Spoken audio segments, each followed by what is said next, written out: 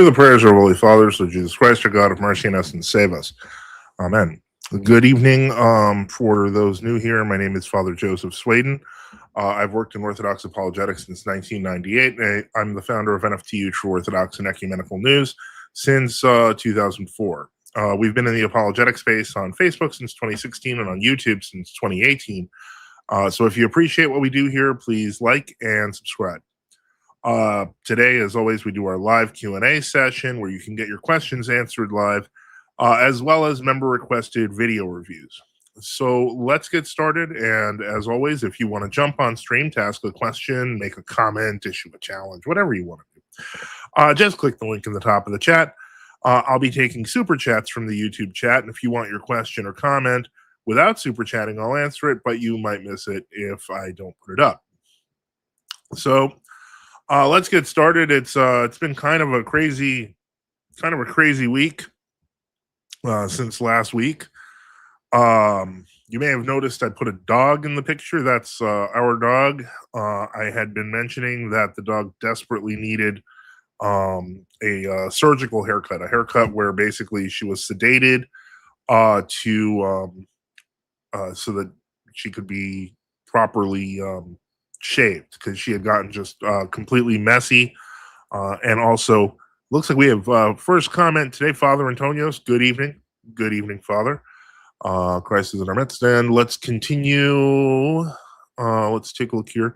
I want to show you the dog because I feel like, with all the help that the community brings and gives me, I feel like it's kind of, important to, just kind of share that. So let me I'll share it for my element, I guess. Give me a second. So yeah, she's doing much better. She no longer looks like a giant mop. She actually looks sort of like she looks like a terrier. And she's that's what she kind of is. And so you can see there's no more mop body, and you can clearly see she has legs and a small tail. So we're extremely grateful for that. So just see here. Yeah, we're extremely grateful for that. It was costly. It ended up costing almost $400, but it needed to be done. So I am really grateful for that. And the dog's she's like a whole new dog, so it's kind of amazing. She's like, friendly again. She can scratch herself and do all sorts of things. You might occasionally hear her bark. She jumps all over the place because she's no longer, bound by the mass of hair. Is there a before photo? Yeah, I mean, I think I've shown my dog before, but give me a second. Let me see if I can find a before photo that I can show you. Hold on. Okay. Because I think I did take a before photo, but I don't know. Let me see. Yeah, this is a before photo. This is a, let me see. I'm trying to see if I can find one from the sides so you can see that. Because the dog was awful, like in awful shape. I'm trying to see if I can find one in my phone that maybe I can share. And that would be, because it is useful to note that you don't know if you haven't seen the dog before. Yeah, this. Okay, I'm gonna share this. Give me one moment.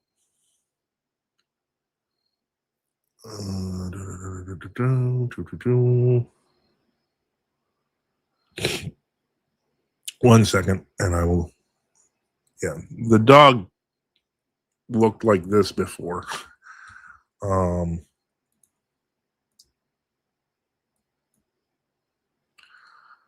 Let's see if I can put that on the screen.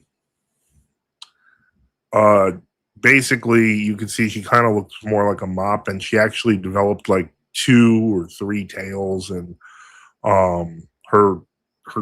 she has very small legs, and you can see they're very puffy because they became unmanageable, and it got to the point where if she tried to scratch herself, she'd literally get caught on her own ears. Like this whole section right there, that was all like an ear mass, like 2 ear masses. And because she was in pain, it was impossible to brush her or anything without her getting, violent. And so I got, let me see. This one mostly, I think, healed. Yeah, it's like right here. If you look, that's the remnants of last week's bite, and then this is the remnants of this week's bite before we had her shaved. So, we were trying to just see if we could comb out anything, and it just became impossible. So I hope that helps explain why it was kind of necessary. And so I'm grateful to everyone who helped, because that it was getting to the point where she was in massive pain all day long, and it was awful. Uh, so that was a big deal. Thankfully, now that she's completely shaved, except for her face, it kept a little bit on her face, and she started waking up. They said, but that's not that big a deal. Her ears are finally visible again. Her legs are visible. She can scratch, so on and so forth. She's in good shape that way. So we can brush her now, so we can try to make sure maintenance wise, we can just get her for a regular cut every like 6 months or so, rather than this ever happening again. It went too far, and I can't take that risk taking care of the dog. And so, thank you to everyone who did help. It was $400, and unfortunately, that's what happens sometimes. Anyway, again, if you have questions, comments, etc., if you want to jump on the stream to ask a question or make a comment, just click the link in the top of the YouTube chat, on the X chat, on Gab. I'm trying to. I want to see if I can get this live broadcast to Gab, but it's not. It's not the same. It's closer to like a setup, like I guess more. I don't know. It seems more like the real live stream, like Kick sort of stuff, and I haven't quite figured that out yet. We'll get to just the quick next topic, and then we'll talk about the debates that will be happening in September and in October. I've got, it looks like, almost 3 of them lined up. Hold on, there's 1. There's 2. There might be 4 debates lined up in September, and 3 debates in September and 1 in October. So it's getting busy. People want to know more. People want to challenge the orthodox position, and I'm all for it. I mean, I think that it's something we need to do. It's how the truth gets revealed to a large degree. And so, speaking on that, for those who are users of the cafe, I have my sincere apology / announcement, and that is this. I blocked Karalampos from the cafe. He was a prolific poster of late, but I started realizing that it started to look more and more like a strategy. Hundreds of pro-Monophysite posts, etc. And my job isn't just to moderate the cafe, but to take care of it as a historical archive. So I had to kind of make a decision. It seemed like it was spam coming from the Lion's Den, etc., or being directed from people there, and it was too many. It was like there was no way for a single person to respond to it. And so seeing, a 23-year-old online institution being turned into a Monophysite graffiti wall, I figured that I had to do something. My initial instinct is, of course, to always respond, fight back, argue. But when you start seeing that as a strategy, it's to overwhelm your opponent or any potential opponent. And that's not the purpose of the cafe. And that's why I deleted him in all his posts, because sometimes it's not about debating. Sometimes the people that you're dealing with have nefarious goals, and so that is why I removed that. So that's I thought I would share that with you, and that's the end of that. And if Haralampos has a problem with that, I apologize, but you have to learn to engage. And in the age of Discord, responding with text walls is a thing. Well, that the forum was not designed for that, so that's not what I'm going to do. No, it's not suspicious at all, Leonidas. It wasn't about the heat. It's about the methodology that you use on Discord versus the structure of a forum. It takes a while to respond. It is a little bit slower. Such a technique is frankly sleazy, and the fact that I purposely tested by deleting a post that was obvious pro-monophysite propaganda, and it magically came back, and I started realizing, wait, this is a strategy. So yeah, I removed you on all your stupid posts. Um, so nothing suspicious about it at all, Leonidas. Just it's called preserving historical archives and not letting them get defaced. Now I realize you live in the world of Discord where, frankly, everything is a defacement. So I don't. So I feel nothing about my decision. Let's see here. Like Leonidas says, to be consistent, I think you should ban Deritage. Nobody likes that guy. I would say you are probably right in the sense that nobody likes Thomas Deritage, but I appreciate his commitment to actually arguing without text walls. And so he's treating it, and he is part of the history of the cafe. I have no reason to remove Deritic when you're putting up a graffiti wall effectively, and then my job is to preserve the cafe. So I don't just ban people I don't like. I ban people when they do bad things that are going to harm the archive. That's why I banned you as opposed to him. I noticed that you went quiet after I mentioned the letter to eBoss. You didn't have a response. It was because I started to realize that was when I started to realize there was no way I could respond to the volume of stuff you were putting up. It was near obsessive. You had 455 posts, and approximately 350 of them were in the past month and a half. In other words, people would have to respond to 10 posts a day from you. And that was organized, I figured out, because it meant, Deritic, the one you didn't like, he mentioned that it was because of your new friends. So he must have known something. Maybe he's, a ghost on Discord or something. And he just happened to notice that you were there. So I have no idea whether you guys really coordinated or not, but it's a reasonable assumption. And so Memento Mori says, Father, are you saying he was simply copying, pasting text walls? I have no idea whether it was coordinated, copy paste. I have no idea whether it was suggestions from friends, post this, so on and so forth. I do know that in the document library, there were 30 new pro-monophysite things, 25. And I'm like, this is destroying the integrity of the cafe. I mean, we're not going to argue with the documents library, but we don't want, heretical garbage in it. So then I started realizing this is strategic. So, no offense, man. You had to go. Debt to Compromise says, LOL. Defend the cafe. Let's go. Gabriel Michael says, Haralampos, misspelling is a dead giveaway that something is missed. I might have, that's probably my fault. Let me see here. Montana Moser with a member chat says, keep on keeping on, Father. Glad your dog is better. Thank you so much, Montana Moser. We really appreciate it. As you can see, member chats automatically get up on that screen, even without a super chat. So if you're a member, don't forget that you can do that. DTC says, OO is more or less the same as Islamic Cope.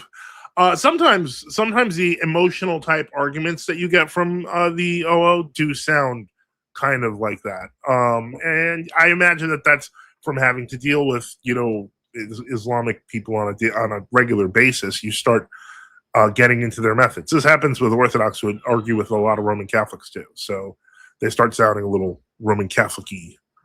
Leonidas says, not 350. I don't believe that. And they weren't all about meophysitism. That's why I said 350. Your total post count, and you've been there less than a year, was 455. And there were 30 in the document library. It was your second largest. The first largest was actually a debate about monophysitism in a section for inquirers. So, and those were like around, I would think that was like 41. So yeah. Reader John Taylor Harden says, Father bless, may God bless you in the name of the Father, Son, and the Holy Spirit. B Warren one with a member chat says, and now he's trying to seize control of this live show with an argument and leading questions. No, I started it. I'm the one who started it, so I don't blame him, but I'm going to confront him on why he did what he did, why I did what I did, and to explain that it's not just about moderating text walls. Sometimes it's about the integrity of the thing. And frankly, I find the fact that you guys don't have a 23-year-old archive to protect, so you're trying to ruin ours, is nauseous. It's nauseating. I have nothing to say to that. B Warren one. It's a debate Q&A. You please don't call people names, man. Father, did you see that Bronat went Catholic SSPX? I did. I've had some choice words to say about that, and most of them are based on, I feel like, between the continuous stress and annoyance that he got from being in World Orthodoxy and then even in ROCOR MP, combined with the number of followers, friends, and donors who are Roman Catholic, because they have a much more how do I put this? They have a much more robust anti-Judaic kind of apparatus than Orthodoxy does. So to me, I feel like it was largely a business decision, and they probably fed him the whole, you can be Eastern right the whole time, in his ear for the past 10 years or so, that it was probably a consideration. B Warren 1 says, keep attacking me. Leonidas says, I will.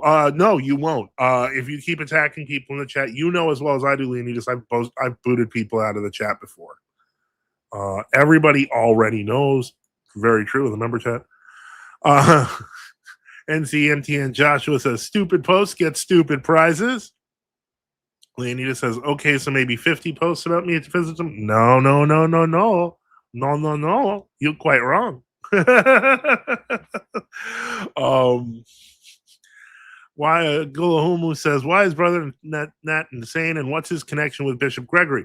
If he was actually, from what I understand, he was an HTM as a novice, and when Gregory Colorado formed his own monastery, he went with Gregory Colorado, and that was many years ago. And when Gregory of Colorado went into schism from ROAC in 2004 or so. It was like in between that period, between 2005 and 2006, that Brother Nathaniel switched over. Kevin Klein says, Father bless, may God bless you in the name of the Father and the Son and the Holy Spirit. And so, yeah, that's kind of where things are with that. Let's see here. B Warren with a member chat says, Bro Nat swapped out his crosses and is wearing white for the first time that I've ever seen. I've seen him wear white on special occasions before. He does sometimes do that for shock value, you know. I mean, I wish I had a light gray cassock in this summer. But in any case, yeah. So that's that. Okay, traditional Western Orthodoxy Bishop Enoch says, God bless a blessed feast of St. Lauren the Deacon and Martyr, Felix Festum. Sprosnikum, it's a great thing. And so let us see what's going on. So I guess I could go through the various and sundry debates that are coming up. So the first debate that I think is coming up at this point looks like it's going to be, give me a moment as I check my calendar. Let's see here. Okay, that one is still iffy. I'm still waiting on that. Let me see. All right, so we have the debate with Kelly Powers that is going to be on is there salvation outside the Orthodox Church?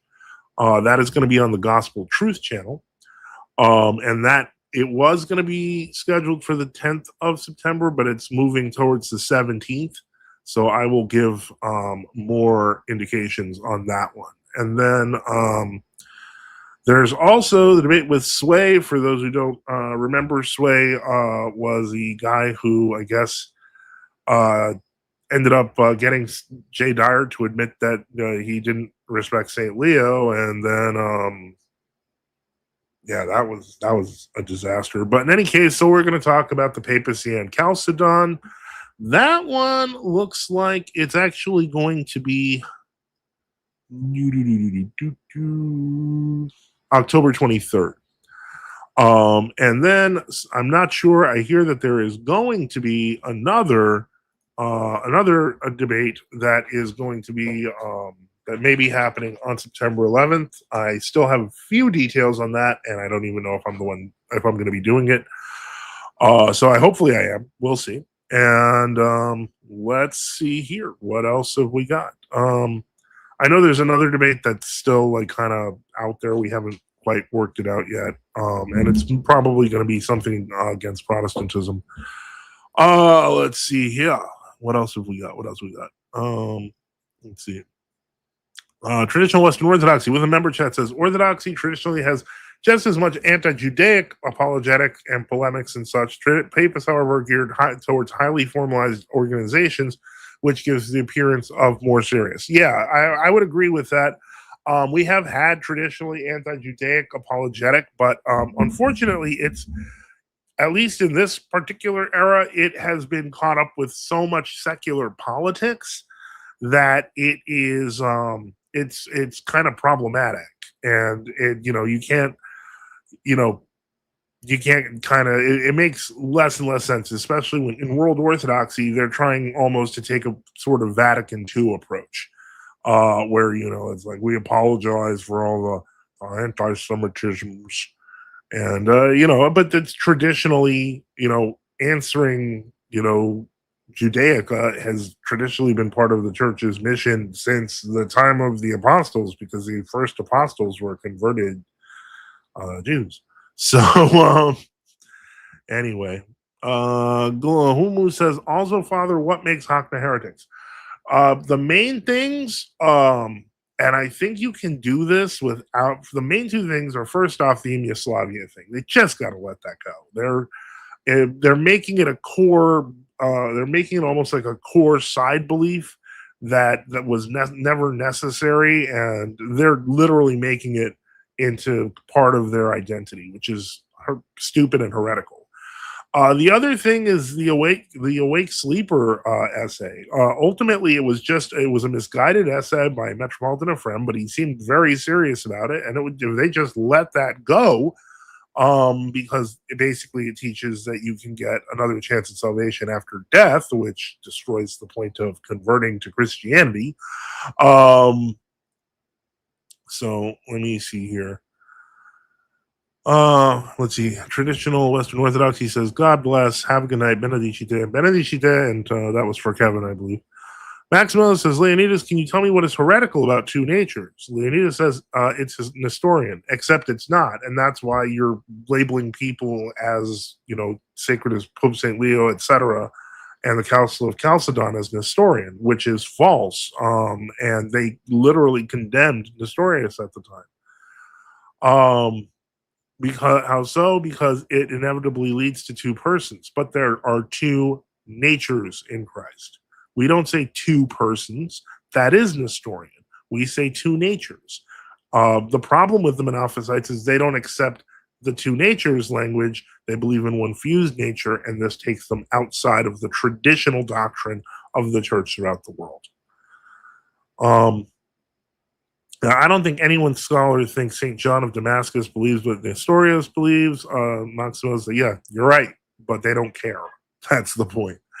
Galomu says, also, Father, what makes Hakna heretics? I literally just explained this, Galomu. If you just rewind, it's the Yugoslavia thing and the awake sleeper thing.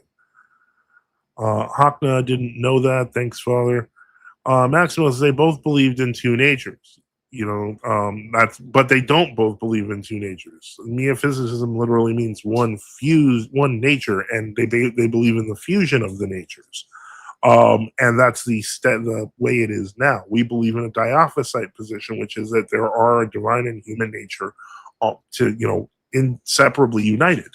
So the point is, you kind of make a God-man thing instead of Christ being a hypostasis between God and man. Maximus says, do you believe Christ suffered in his flesh or in his Godhead as well? Wilhelmu says, I see. Do you believe that the Godhead was limited by place? God suffered in the flesh, yes, very true. Okay, and so let's continue on. So we've talked about the debates that are coming up. We've talked about the cafe thing. Um,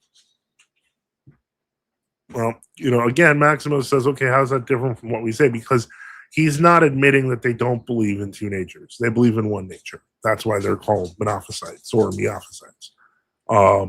If you admit that, honestly, let me see. Random NHN says, what is White Dwarf? I think you mean Whiteford position against old Congress. Well, he's been arguing against, the kind of against the true Orthodox for a long time. He was for union with Moscow. I think he's a nice guy, but he's kind of trying to train the next generation of people who fall for shallow arguments. And let's see. If you're willing to say certain things apply to one nature, yeah, you're labeling the problem right there, Maximus. Adam Rosner says, White Dwarf. Okay, guys. Anyway.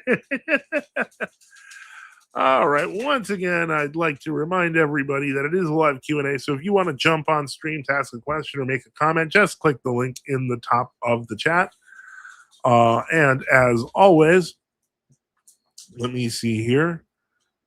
Let's see.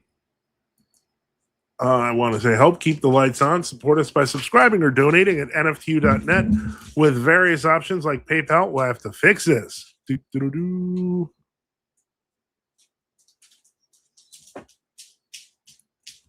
Because this is something new.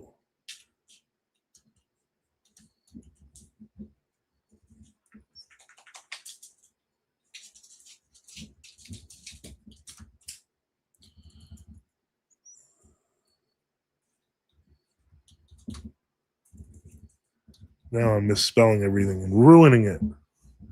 I'm ruining this thing. Hold on.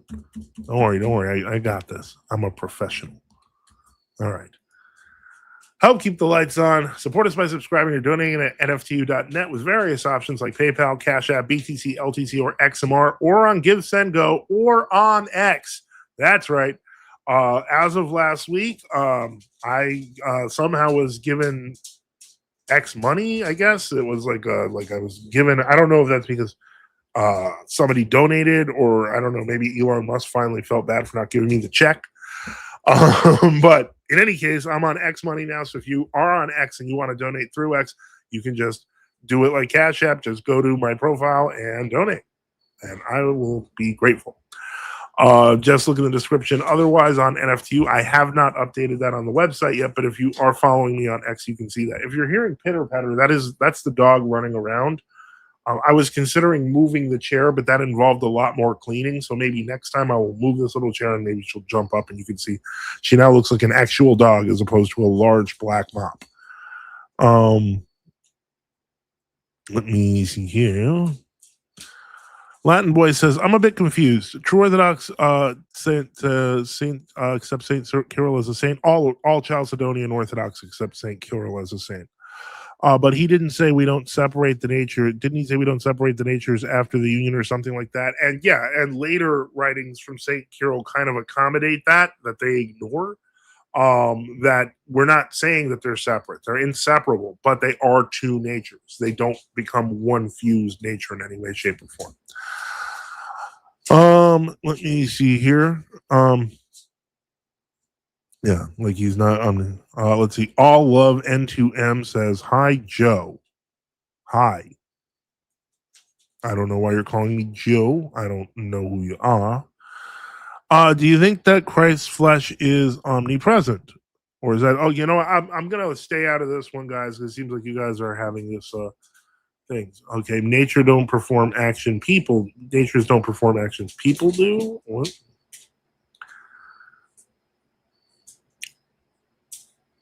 No, because it's a hypostasis. You're wrong. So yeah, that's not what we believe. That's one of the reasons why I find that I can't really trust Monophysite polemics. It always relies on straw men. It starts out, you have to accuse the Chalcedonian of Nestorianism. Well, first off, we're not Nestorian. We say that they don't care. So we have to kind of really say that again to make clear. Um, so yeah, it's and any group that argues with straw men is bound to not argue honestly or well. So let's see here. What else we got? I have not put up the financial goal yet, and I guess I should because we are now a half hour in. It's going to be big this week, and I'm being realistic. I don't know how, but anyway, the goal is 600. A lot of expenses between the dog shaving. I still owe on the car about $1,200. The problem is that in the past 2 months, and we have about a month to go. I owe about $1,200, but the amount that's there, because they're perfectly happy with doing the two massive $360 payments that they've done for the past 2 months, and they just took one out the day after the dog. But that would mean I'd be paying $3,600 for what was a $1,900 repair. So effectively, I'm $1,200 away from paying it all off. But if I don't pay it off by October, then I am going to be paying $3,600, which isn't good. So yeah. So we're currently at 0. Again, if we make it to 450, then we will stay for another half hour. If we make it to the total, we'll stay for another hour, as always. And hopefully, some people are inspired to help out. It would be very useful. All right, so let's see here. If you admit the flag, okay, they're still going. I think I'm confident Maximus can handle this, but I'm just Anyway, I'm very interesting. And Nestorius didn't say the natures were inseparable. Nestorius started his entire ecclesiastical journey by claiming that Mary was only Christotokos and was not the bearer of God. That's would imply that there's a full separation between divinity and humanity. So he implying that, again, what you just did there by saying that Nestorius just like you're just you're self-reinforcing the straw man loop that I just mentioned to you. Like, you can't not think that we are Nestorian. You must believe it. So that's not going to work well in the long run. I sense that you haven't really researched Nestorian carefully, and you're just aping what your friends tell you. Let's see here. But did St. Cyril later renege on that or expand on that?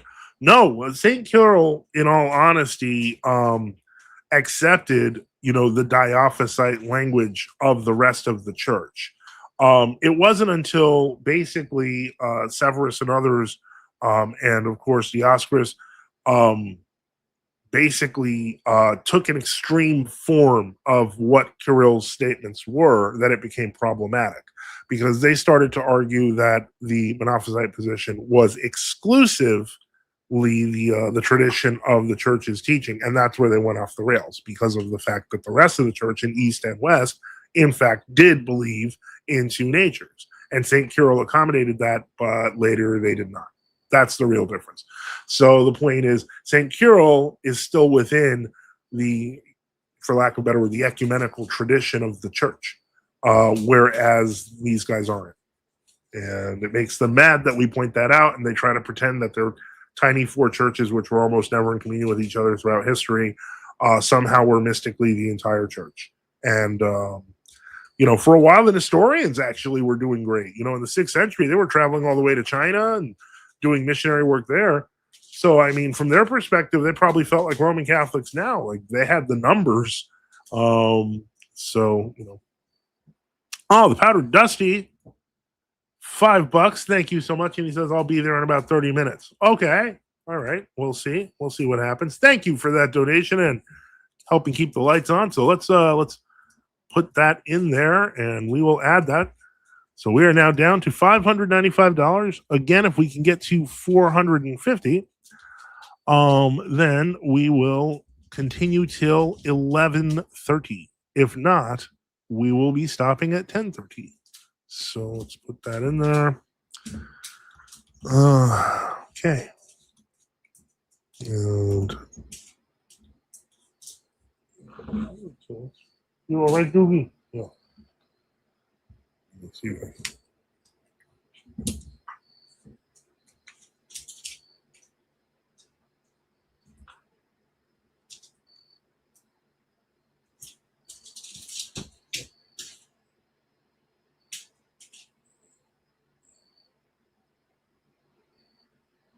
See, we actually had to, because this is the big reason why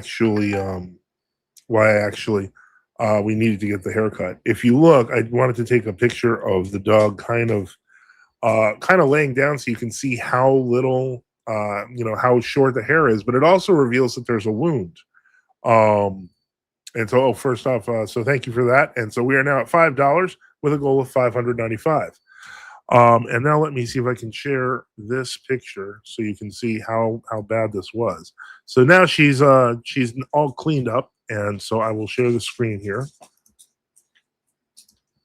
and you can see for yourself why this needed to be done. You see that there's this patch here on her back that had gotten really red and bloody, and so on and so forth, and all the hair covering her caused her to be hold on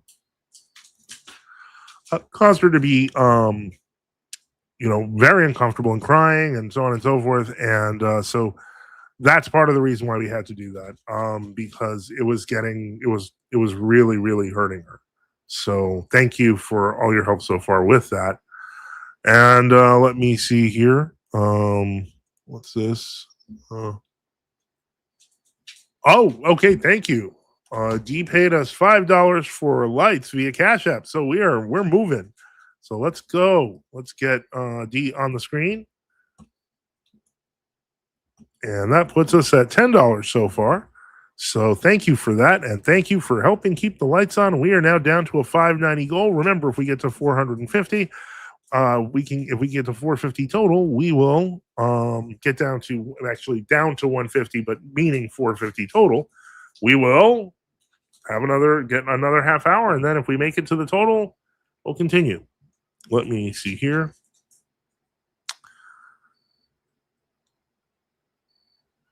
Yep. Okay. Maximus says Severus admitted the father spoke of two natures, but then afterwards you couldn't use it because it wouldn't lead to Nestorianism, which didn't happen. Correct.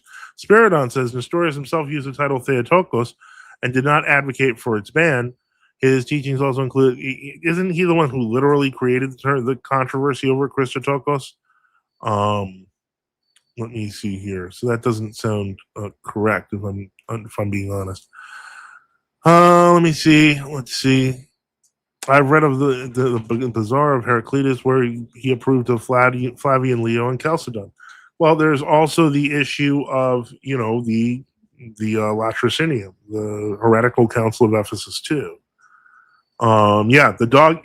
Believe it or not, that looks bad, but it looked a lot worse, and the dog is actually healing quickly. That's after 2 days of the haircut. She's actually doing a lot better.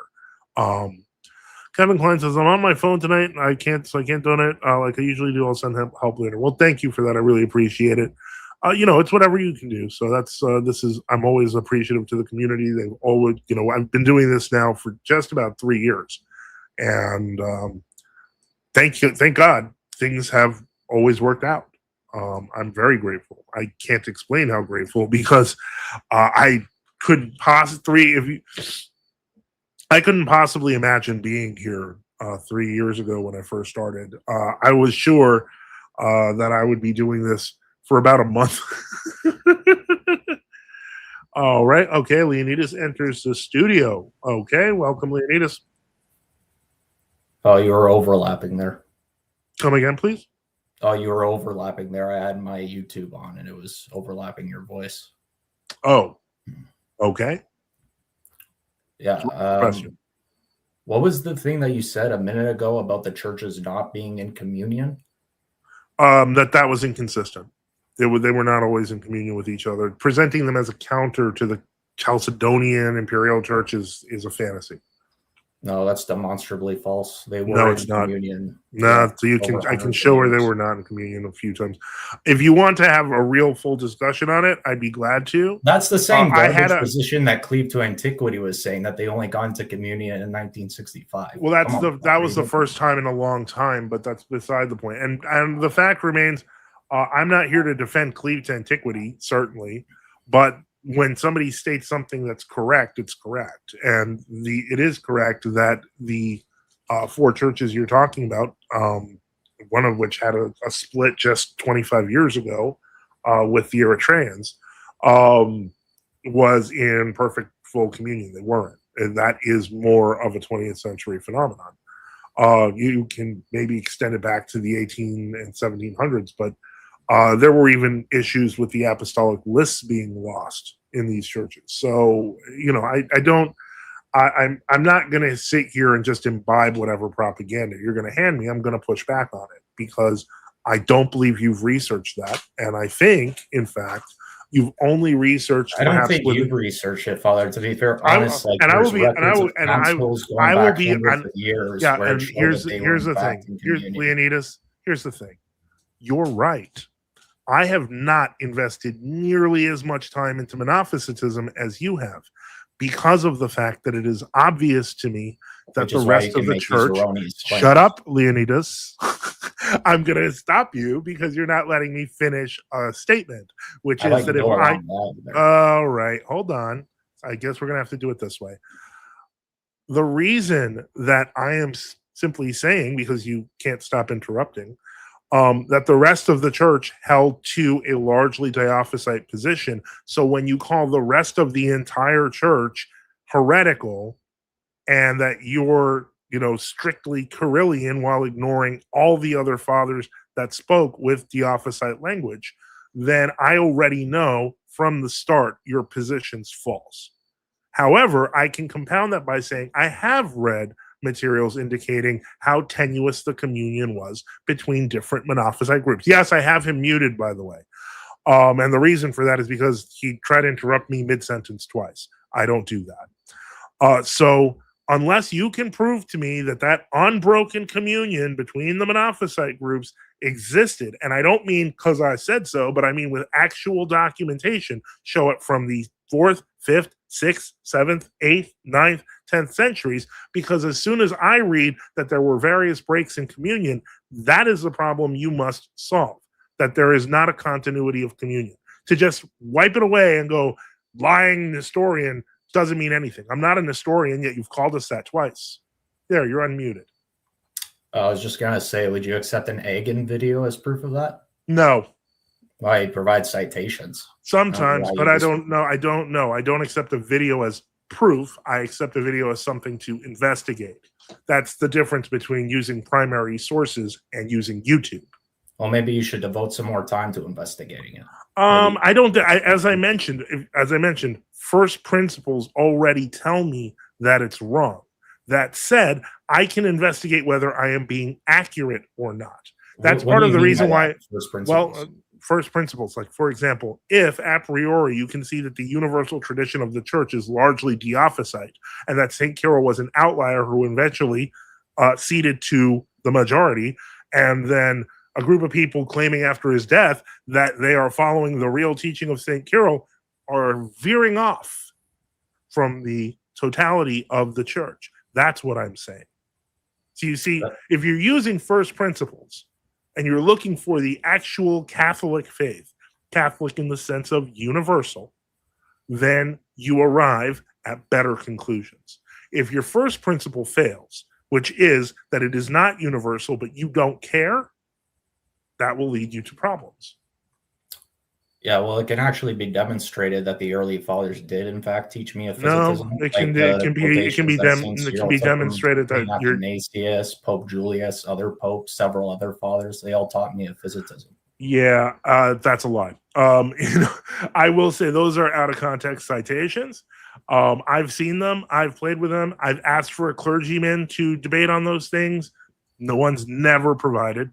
So that's why I've never had an argument on monophysitism on this channel or a debate on monophysitism, because I have asked specifically for clergy, for for the exact same reason that, I don't talk to the Lions Den people in general, because I don't believe their position is even consistent with their current church. So, in other words, I don't believe that their position is consistent not only with the historic church, which is why they're Monophysites, but I don't believe that their current position to condemn Chalcedonians is the position of their church, because we know their hierarchy is ecumenist. As someone who was originally raised, I guess not carefully, as a Matthewite, I would think you would be kind of keen to that. But it seems that you're not. My parents were very avid churchgoers. Just want to say that they didn't do any wrong by me. Okay, well, that good. Then that they're good parents, and that's a condemnation that's on you then, and I'm glad you accept that. But the whole point is that the point is, if you know that the leadership of your new adopted church, etc., are heretical, then hold on, welcome Maximus. How are you? Yeah, or ecumenists. You already know that in the end, it doesn't matter whether they're Monophysite or they're Diophysite, because from your leadership's perspective, you're all in some sort of communion anyway. You're referring to the agreed statements from the 90s and what those statements actually, I don't think you know the status of the agreed statements. I think you're going to make it up right on the spot. That's why between the Church of Antioch. I'm fully aware, and also Alexandria and all there, and with the Jacobites as well. But here's over what? I mean, don't they call each other sister churches? I mean, yeah, they do. Aren't they a member of the World Council of Churches? Yeah, I mean, they are. So, like, all of the things that you would have been warned of in the Matthewite church, you abandoned. So you went full ecumenist. And that's the big problem. Now that you're an ecumenist, you literally have no moral high ground to claim that we're wrong. Period. Historical high ground. No, it doesn't. No one cares about your view of history. What's the historical high ground? Oh, the facts of the history of the schism. But what facts? Oh, like going back to Chalcedon, how it all played out. Why are you going back to Chalcedon? Why don't you go back to 92? Well, I'm going to take the whole of church history and. What about, you see, in other words, what you want is you're the one that just wants to focus on 92. You just want to focus on the ecumenism part. You don't want to talk about the historical. Nope. Well, okay, I don't. Okay. I'll talk about it. Sure, I'll talk about it. Go for it, Matt. What do you want to talk about? I want to talk about just how the Council of Chalcedon came to take place, how it came to turn about, how Leo sent a letter to Dioscorus, and I think it was 444, telling him when and where he could ordain priests, which is unprecedented in the history of the church. I don't think a pope has ever tried to micromanage another pope about when and where they could ordain priests. So what about when the Patriarch of Alexandria secretly sent people to Constantinople and ordained Maximus the Cynic? They were bribed and they ordained Maximus the Cynic in Gregory the Theologian's Cathedral in the middle of the night. I mean, that wasn't a invading someone else's territory, I guess you could say. I'm not familiar with that particular situation. Okay. So what do you think? So what do you think makes our church like heretical? Just the diophysitism. That's it. But what about it is heretical? Because it inevitably leads to two persons. Okay, but that's a long way of saying he thinks we're Nestorians. Why? Yeah, but like, can you elaborate on that? I guess, like, can you, if I say I believe that Christ is one person, has two aspects, like, how is that different than what the fathers taught? Like, what's the point we disagree on? I guess the fathers only taught a distinction in natural qualities in the nature. They didn't teach an actual two natures after the union. That's the point. So like when I think it's in Ignatius the God Bearer, he has one birth from, you read stuff like he has one birth from the Father, he has one birth from the Virgin according to his humanity. Like you don't think that you don't think that his flesh was begotten by the Father before all time, right? No, no. Okay. So then what, I guess, when does the one nature, like what's the difference here? Like you don't believe like there was the monophysites that believed Christ's flesh was impassible. Like you No, don't believe nobody that, believes right? it. Okay. No. Okay.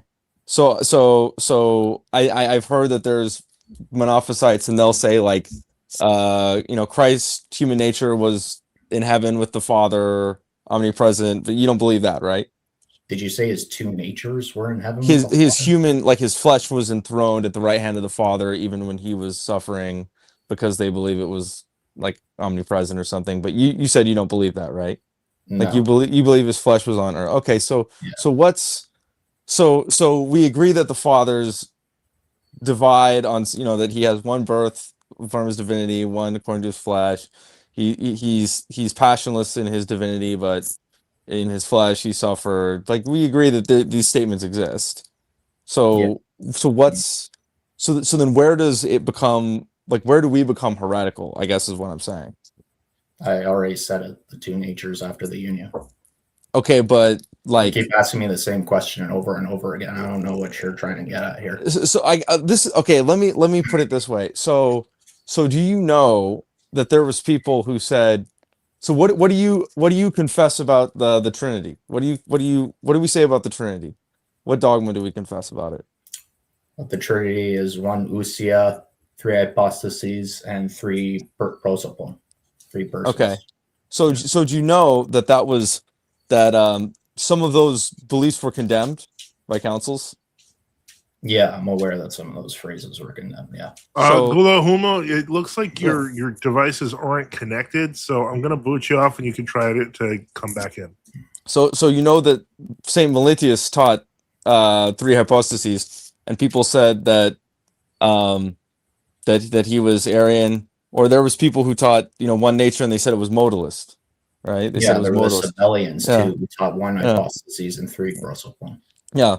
And there was a group that taught one hypostasis, but they were Orthodox because they meant it in a different way. And Saint Athanasius said that it was fine to be in communion with them.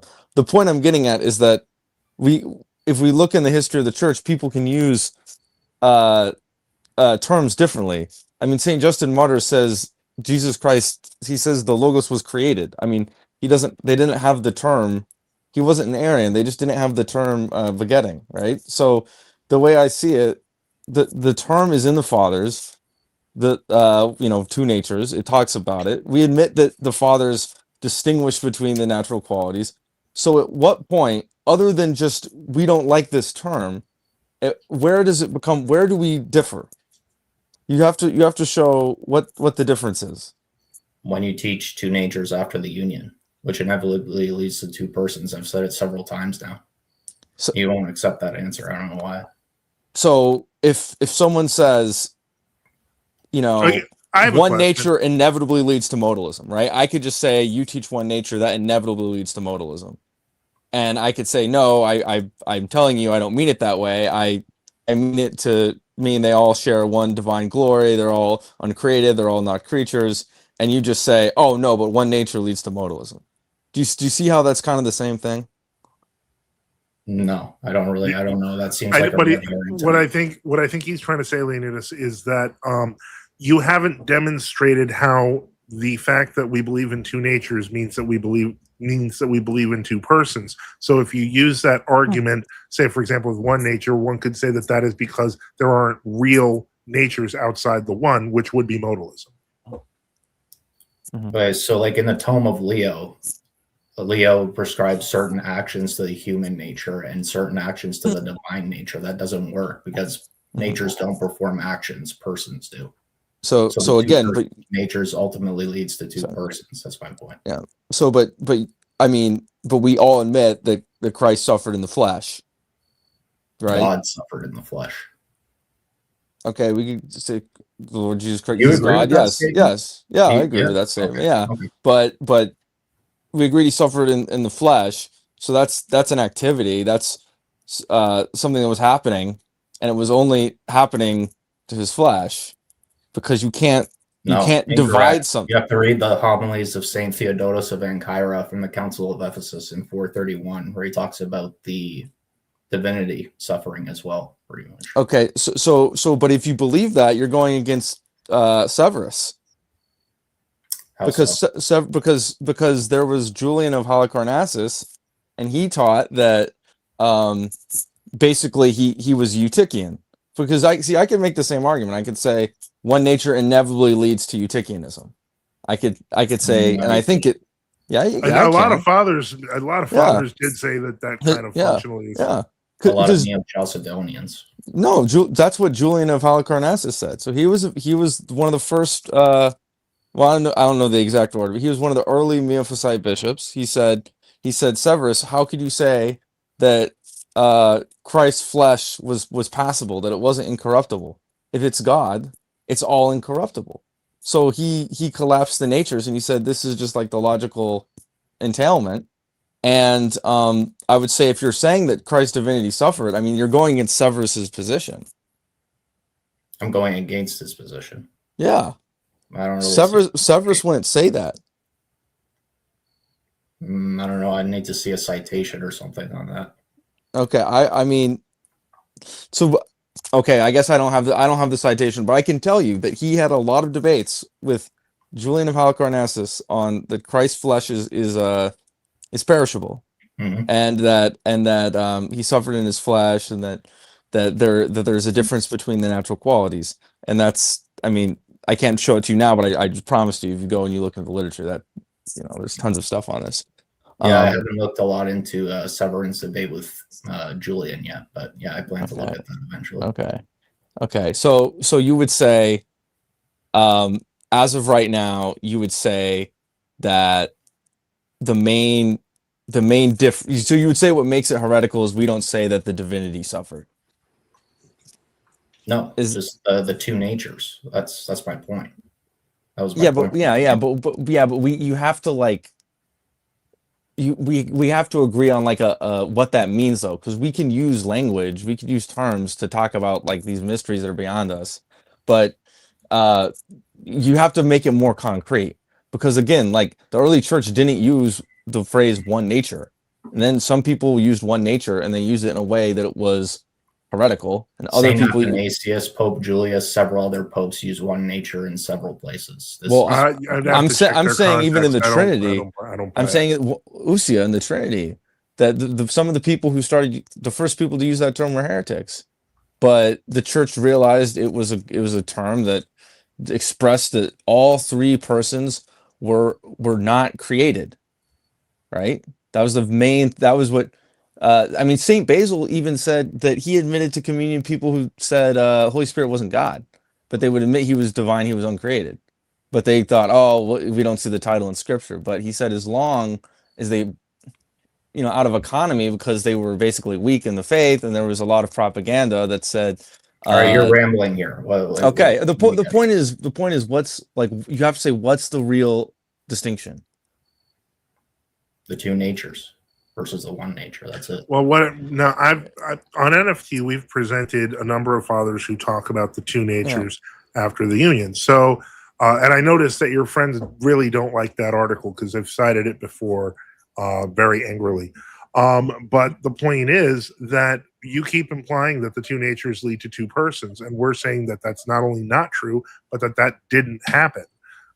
In fact, I mean, I could get, if you want to argue that could have happened in 451, but it didn't happen for 1,500 more years. That what did happen? I don't follow that. That we became believers in two persons.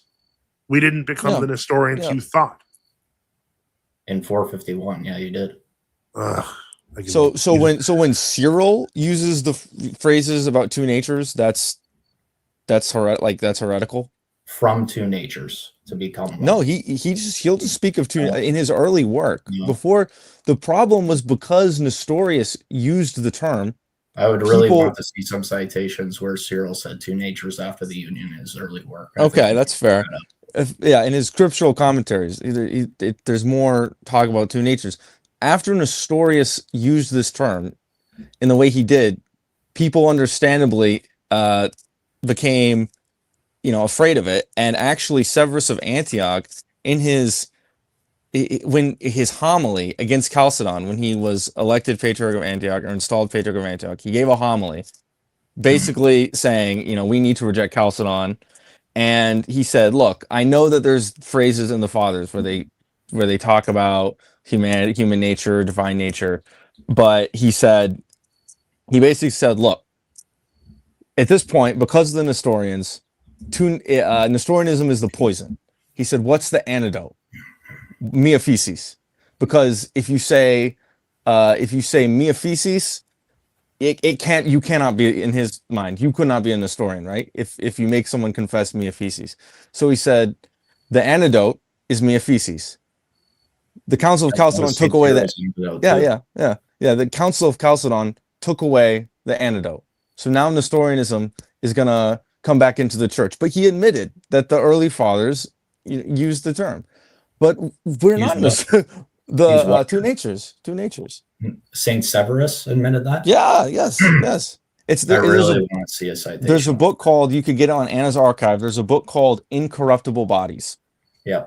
About Saint Severus, Severus of Antioch and Julian of Halicarnassus. It's called Incorruptible Bodies, and there's a section about this, about their use of the fathers. But yeah, but then we didn't become but we're not Nestorians, so he was wrong. I mean, that's the end of Yeah, you say I don't know. So what, the Arian church in the West didn't venerate Arius. That doesn't mean they weren't Arians.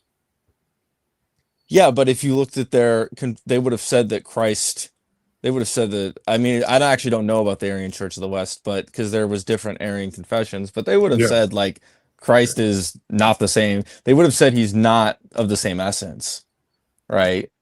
And and there was some of the dialogues you read with like St. Ambrose, some of the semi-Arians were like, they were just kind of confused. Like they believed in the Trinity, but they just said, oh, we don't want to use the term God, or it's not in the Bible. There's a lot of tricks that Arian used, but the ones who stuck with it to the very end, I mean, yeah, they definitely would, didn't believe that Christ was God. But I don't know. That's a good point. I don't know a lot about the Arians of the West. I don't know. Well, they were pretty sneaky. I mean, if you consider St. Ambrose's work against Auxentius, I mean, they weren't even honest about their own positions. Yeah. But St. Cyril does use Diophysite language in a variety of letters. It's not just one or two. Okay, welcome, Gula Homu. Hello? Oh, what's your question? Gula Homu? Hold on. Oh, it's in the chat. Father bless. I think I have technical issues right now. Okay, if it's about the chat, the question you asked in the chat, because I noticed that you did say, Father Sweden bless, God bless, in the name of the Father and the Holy Spirit. What do you think about the 19 Coptic martyrs in Libya? The only thing I can say, because I consider them outside the church, is Lord have mercy, and I really do hope that God has mercy and brings them to, salvation, because what happened to them was horrible. I cannot ecclesiastically verify that. I can't do it from any sort of ecclesiology, but of course I feel terrible sympathy for what happens to anyone who dies confessing the name of Christ. But anyway, I'm going to remove you, Gulahumu. I hope that answers your question. Oh, he left on his own. Okay. Just real quick, I'm just going to go through, because there haven't been too many comments, but just, let's see. Oh, I was mad. Thanks. You're welcome. I wish I was on there to read NC Mountain Joshua. It'd be great, but I understand. People can't be always. There, Corona, so he's trying to sign up our minds. Okay, that's not fair. Dang, I wish I could accept how much of an at least. And NC Mountain Josh will give some credit to Leonidas, saying at least he finally went up there to show. Okay, yeah, that he's uninformed. NC Mountain Josh. The next stupid thing he's going to say is schism was based on language. To be fair, he has not said that. Saying Kirill had no problem with the two natures. Look at the reunion of 433. Yeah, I agree. I will flatly say that on certain subjects, I am not I'm not very well versed in them, but again, it's Yeah. the first principles of the thing, and that's all you really need to see if someone's gone off the rails. Yeah, there's a thing. There's an article by St. Houston Popovich where it's called it's called like the ultimate criterion of orthodoxy, and the ultimate criterion is the consensus of the Holy Spirit, right? So it's sort of like it's sort of like this formula, this way of thinking, you know. It seems like it came out of a particular geography, and it sort of becomes like, well, no, this is the be end all or be all. It's like old believers, you know. But I don't know. Okay. Anyway, guys, thanks for I having think me I made on. my Gotta point. go now. I Yeah, have to thank work you. in the morning. All right. All right. Yeah, no problem, Leonidas. Yeah. You know, thank you for Yeah, thank you. coming on. All right. All right. Thanks. I don't blame you for kicking me off the cafe, by the way. I'm surprised. Yeah, no, that was well. I had to do that. It wasn't like it wasn't right because that's not how the cafe should be treated. It's of historical value. So no problem. But you're always welcome to come on here. So have a great night. God bless you. Wait, Leonidas. Yep. So as a Matthewite, are you in America? Canada. Oh, okay. Because there's not really any Matthewite. Yeah, there's a few in Canada.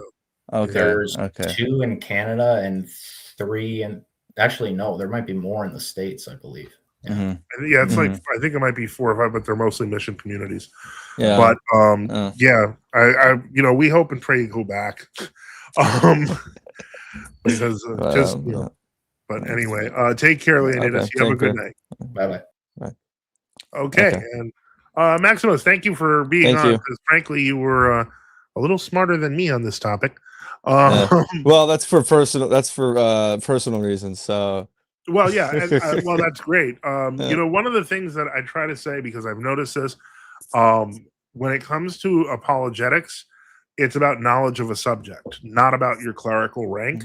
For most of my life doing apologetics, I was not a priest. It's only been the past 3 years, and I see people going, "Oh, well, you got to respect the priest." If you're defending the faith, that rank matters when we're talking about official things. But if we're not talking about official things, we're just talking about the tenets of the faith, then absolutely, anyone can do it if they pray and study and remain in the orthodoxy. Okay. So I really respect thank you, Father. No problem. God bless you. I know.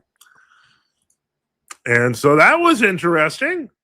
That was very interesting. We had kind of a little mini debate, and two guys stepped up and had a good discussion. So, and I got to, it was almost like a pseudo moderator. All right. Well, just to give you an update again, once again, it is 9:37. So help keep the lights on. Support us by subscribing or donating at NFTU.net with various options like PayPal, Cash App, BTC, LTC, XMR, or on Give and Go, or on X. Just look in the description. And currently our goal is $5.90, and we have made $10. Let me check to see if anything else has shown up on the cell phone. Nope. Okay. Looks like we're gonna have a short show today, but we're gonna be here for another hour. So hopefully, hopefully good stuff happens. We shall see. I'm smelling some tasty food, and I don't know where it's coming from, but I do have the window open. Maybe it's just because this fast. It's probably the shortest fast of the year, but it kind of drags around this time. We have till Friday, the Feast of the Dormition. So you become extra sensitive to food.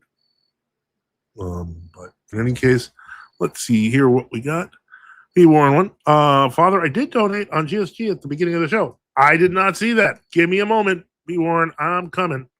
I am going. Okay. What's this? Oh, thank you. Okay. B. Warren, thank you so much. I am going to add that $20 from Give Send Go. One moment. I'm sorry I missed it. I was getting a lot of back and forth about the Kelly Power debate, and I guess it kind of got buried in there. So let's add that. $20. Thank you for helping keep the lights on. We are now at 30. Thanks to B. Warren's generous donation of $20. And so hold on. thank you so much. And thank you for that. So we are now at $30. Let's fix that, and we're down to $5.70. Again, if we can raise up $4.50, we will stay for another half hour. If we get to the total, we will stay till the end. So thank you so much for that. So we are now at $30, which is great. We're doing good. Things are moving. So thank God. And I'm grateful for all the help whenever it comes. Okay. Let's see here. Gulahumu says, Father Sweden, I would love to meet you in person and discuss about true orthodoxy since I'm new at this. What it comes down to is whether it's reasonably possible. I mean, the thing is, there are true Orthodox churches all over the world and all over both the United States and Canada. Rather than, meet some guy on camera, you can go to a true Orthodox church near you, and you can meet the priest and consider getting received into the church. This is all really always has been about bringing people to Orthodoxy. So that's why, okay, welcome the Powdered Dusty. Good evening. Good evening. How are you doing? I'm good. How about you? I'm doing. So what's your questions? Well, all right. So, you came up the other night, Mhm. and I'll just kind of recap for our audiences. You came up a couple nights ago on my panel, Mhm. and I don't remember the specific question you asked me, but it was, do you? No, I don't. I don't. It was basically a little bit of a pointed question, and I feel like you gave me a little bit of sass about the way I've been going after Andrew Wilson lately. Yeah. And so you didn't stay very long. You kind of came up, gave me a little sass. It was a little late, and that was the reason that I had to leave. It was Sure. not. Yeah, I'm out. Yeah, I'm with you. Anyways, he didn't stay very long. He dropped off, and I requested that he come back up because I wanted to ask. And I couldn't. I really couldn't. Right. Yeah. No, Household I believe rules. you. I believe you. It was a little late for me too. I was a little cranky. My initial response was because he invited me over here tonight, and my initial response was, "Oh, you're playing games. You were just up here." But no, yeah. Well, I can get why it would look that way. That was also my cranky mood. So, anyways, my question is, how do you feel about Andrew's behavior in Dallas? Because you were there for Handshake Gate, as I'm calling it, where I went to introduce myself to Rachel. Just a normal introduction, shook my hand. Welcome, Father Boniface. Benedicta. Okay, go on, Dusty. And then after I met Rachel, I went to introduce myself to Andrew, and man, cuss. He goes, I mean, if it happens, it happens. He goes, I'm not shaking your effing hand. You're the biggest. Yeah, I was there for that. First off, I didn't see you handshake Rachel. I was already talking to Andrew, because the sequence of events was basically while you were talking to Glenn, and the ladies there, I was already outside talking to Andrew because I was shocked to see them there. I was happy to see them there, because we hadn't been talking for a while, and that was partially my fault, and I wanted to see what had happened. So here's my perspective from what happened. I talked to Andrew about that. We were good, and then it just felt kind of like a sitcom, if I'm being honest, because you came up and you're like, "Are we good, Andrew?" I was like, what's he talking about? Are we good? And you said, "Are we good?" I didn't ask him that. Yeah, you did. No, I did not. I did not. You did. I've heard you use different wording, but I remember it was so funny looking. Yeah. That's not what I said at all. I stuck out my hand and said Andrew. Yeah, and you stick out your hand. I remember that. Right. And then he started crashing out. Well, he was clearly angry. I did not. It was obvious. It was obvious at that point that we were not good. No, he was literally like his fist. He looked like he was going to punch you. Honestly, and he very angry. He was angry, and I get why. Now I didn't get why then. I had no idea why. Have you looked at your YouTube page? Yeah, it's really picked up. It's really picked up since then. Yeah, no. What I mean is, like, can I just? Would you mind if I just go to your YouTube page? No, that's fine. You can share it. Yeah, I wouldn't mind actually. I wouldn't mind finishing my explanation of our interaction because you cut me off right when I started getting to the part where he's Well, crashing out. you asked me why, and I think I figured it out.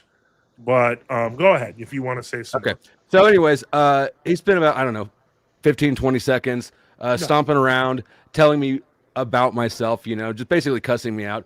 At one point, he did reference something that kind of looked like it might be a reason. He said that I'd been talking crap about his wife. Yeah, you attacked his wife. Yeah, I remember that. And then he finished up cussing me out, went inside, and I stayed outside and smoked another cigarette. But before you did, you said they're calling you in, Father Joseph. So that's when I went to talk to Glenn. Right.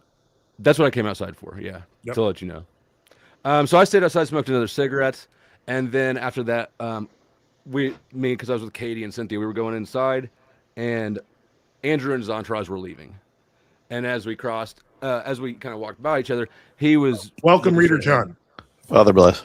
May God bless you in the name of the Father and the Holy Spirit. Go ahead. Not going to acknowledge me. I said bye, Andrew, kind of proddingly, and he said bye, F slur. Yeah, I heard that on the first stream I saw you talking about it, and now that part I was already gone because after I finished with Glenn, I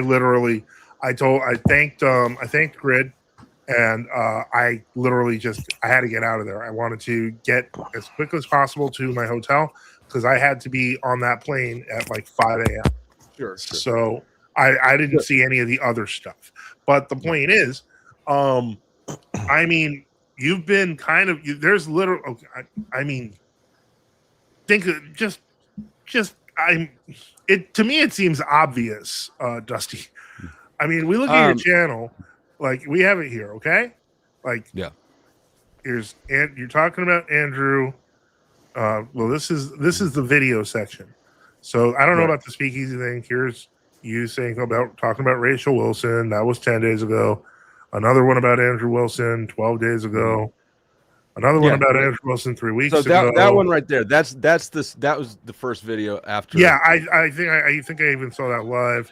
But now we go before this, and Andrew Wilson's paranoia 2 months ago. Rachel Wilson has a bone to pick with the Powder Dusty. Did you watch any of those? Not really. I watched. I watched like two or three. Can I tell you what this cluster of videos is about here? The event, basically. To me, it's less relevant than the fact that you talk about him nonstop. At one point, there's one call. He was because maybe you should. The context is important. The reason that these things came out is because he was coming over to where I was at and accusing me of being part of a lawsuit that he's got going on against him. Right, that's the thing with the Raging Tomato. Right. So, and I mean, there's also the thing with the Panelverse. I guess you work with the Panelverse. Didn't they try to smash up Rob Knorr? The crazy account, the account Panelverse. I don't know if it's an account or I thought it was a group of. It's kind of a it's kind of an umbrella term that's not specified. Like Kleenex. Well, it sounds like a team. Is the point. There's also an actual channel called Panelverse, and he is crazy, and I've actually blocked him. Warren with a member chat says stepping away, no interest in hearing this. I completely understand. It's definitely not for everyone. So, anyways, there's been some back and forth, and what's interesting to me is that you seem to have an attitude for me for criticizing Andrew, even though this is YouTube, like nonstop, and it's not a one-way street. He just deletes his shit. He doesn't. Well, if you're talking about the live streams, he actually just he puts that on the Crucible video. He doesn't delete them. Right. But you seem to have no issue with. I mean, this is 8 months ago. Yeah, this is YouTube. But but there's so many things you could talk about, Dusty. And when you talk about one guy this much, to the point where it's like at one point you said something about starting a fight with him. I'm like sitting. Yeah, there's like a video here.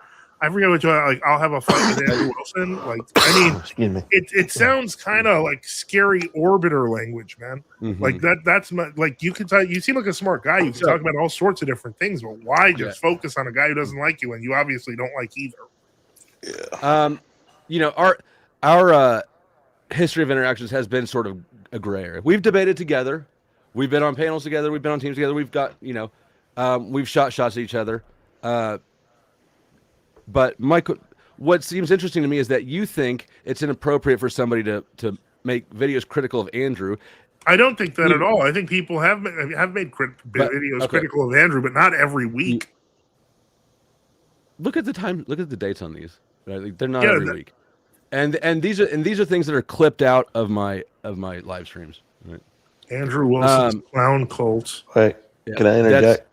Why are you even worried about Andrew Wilson? Me? Yeah. It doesn't matter. It doesn't matter. No, but why? That is interesting. Hold on. No, because we still haven't. You haven't answered the question that I came here for. What was that question? The question was, how do you feel about his behavior? Stomping around, cussing me out, accusing me of things that I didn't do, which I explained to you that I didn't. I never went after Rachel. Well, it looks like you. Well, there's videos going after Rachel here, but the whole point I'm trying to make is, at that moment, I knew that he was really upset, and I did not know why, because I did not know the relationship between you and Andrew. Now that I kind of do, I don't think he's unjustified in being mad. Like I'm surprised that you're kind of being like, why can't we just make peace about it? These videos don't seem to indicate that you want to make peace, but I'm surprised you guys didn't get into it. Now that I'm looking at the stuff that I did. Okay, so your position on this is you made mean videos about him. You don't understand, and you don't really care to understand the context around them. That seems pretty apparent. But I make mean videos. So his childish storming out, crashing out behavior is. Well, it wasn't childish. If he really thought you insulted his wife, childish. If you insulted my wife on video, I did not. You don't know. I've explained this to you already. I did not insult his wife. A lot of people did. A lot of people were going after her for the 3 baby daddies thing. We're in a blended family, right? I know that that's what. I'm not saying that you said all the nasty things that many people say about Andrew Wilson.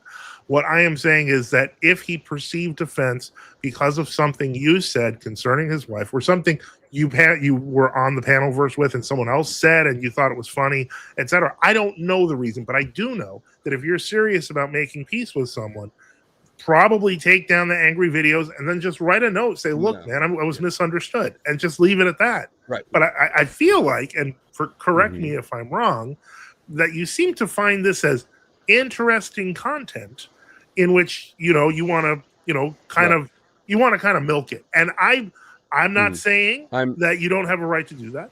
I'm just saying I would not, if I'm serious about trying to regain some sort of communication with someone. I'm not interested really in making peace at this point. Okay. Well, I like the honesty. Yeah, no, I'm certainly not pursuing it. It's not a closed door, right? If he was like, hey, whatever.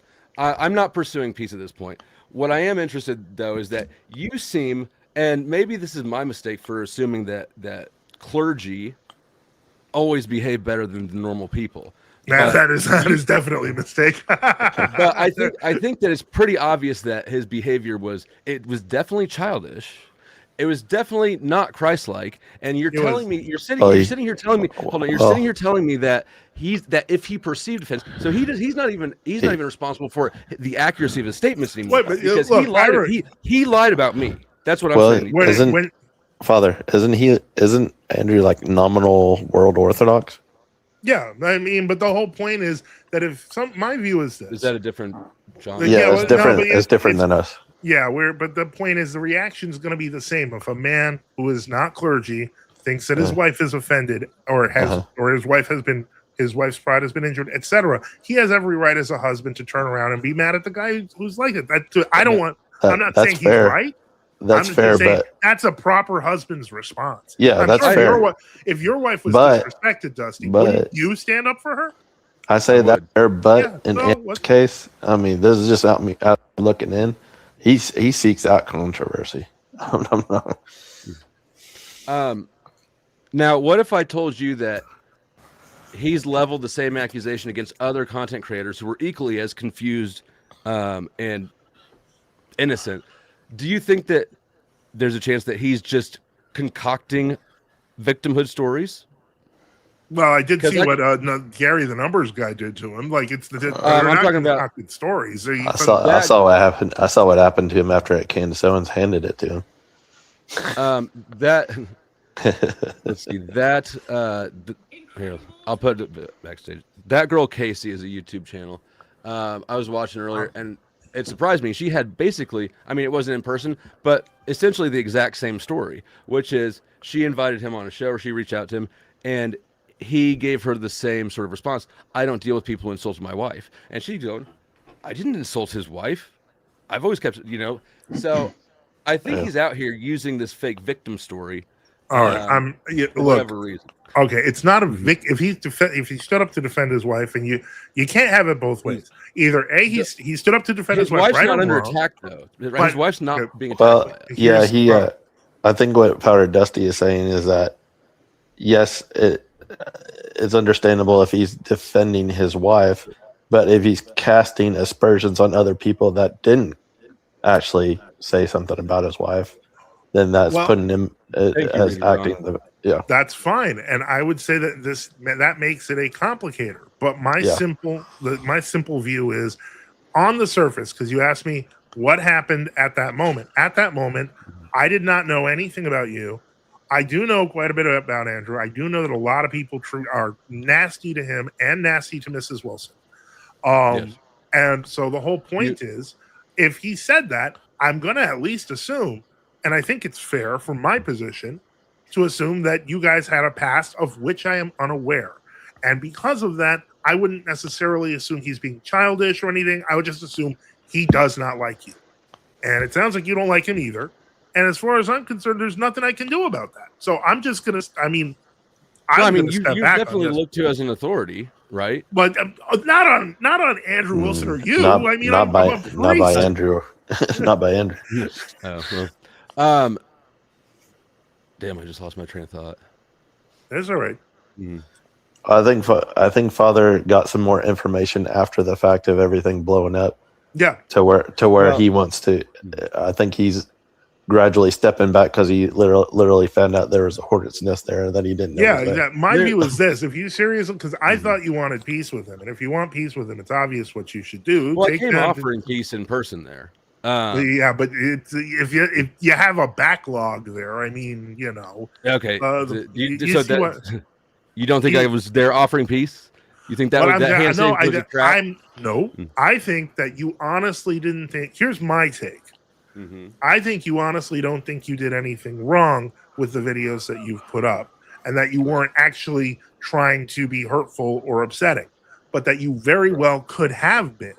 And so even if you put out your hand in peace thinking, hey, it's all good fun, if he didn't take it as good fun, you're not on the same wavelength there. Which brings me back to my original question. Why do you care about Andrew? I enough to put videos up. Yeah. Huh? A lot of talking point. It's content. I make fun of people on my channel regularly, and it's his turn. Well, at least you're honest. Yeah. Speaking of content, I've got to put up the comments. Let's see here. Latin Boy says, what's the point of this? Well, I think that was kind of explained. Debt to Compromise says, LOL. Quran says, LOL, basically an emoji. Latin Boy says, this guy cares too much about what everyone else thinks. I don't know if that's true. He seems like he's got his own opinions. Dusty's going to keep dragging this out. Just internet drama farming. Okay, so people have opinions. Remind them that the reason that we're here having this conversation is because you came up to shoot shots at me.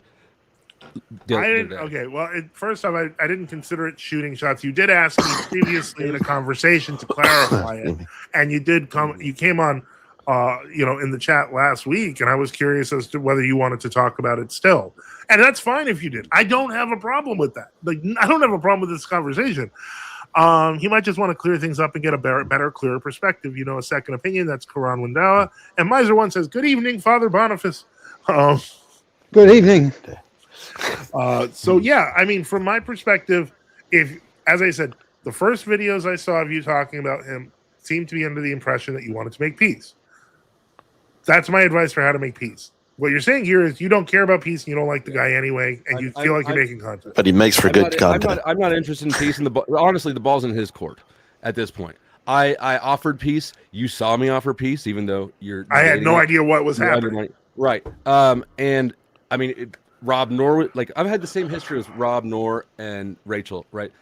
Andrew's the only one who got in his feelings and crashed out. So I don't know. I think that's I don't know what. will you Andrew's will saying. you?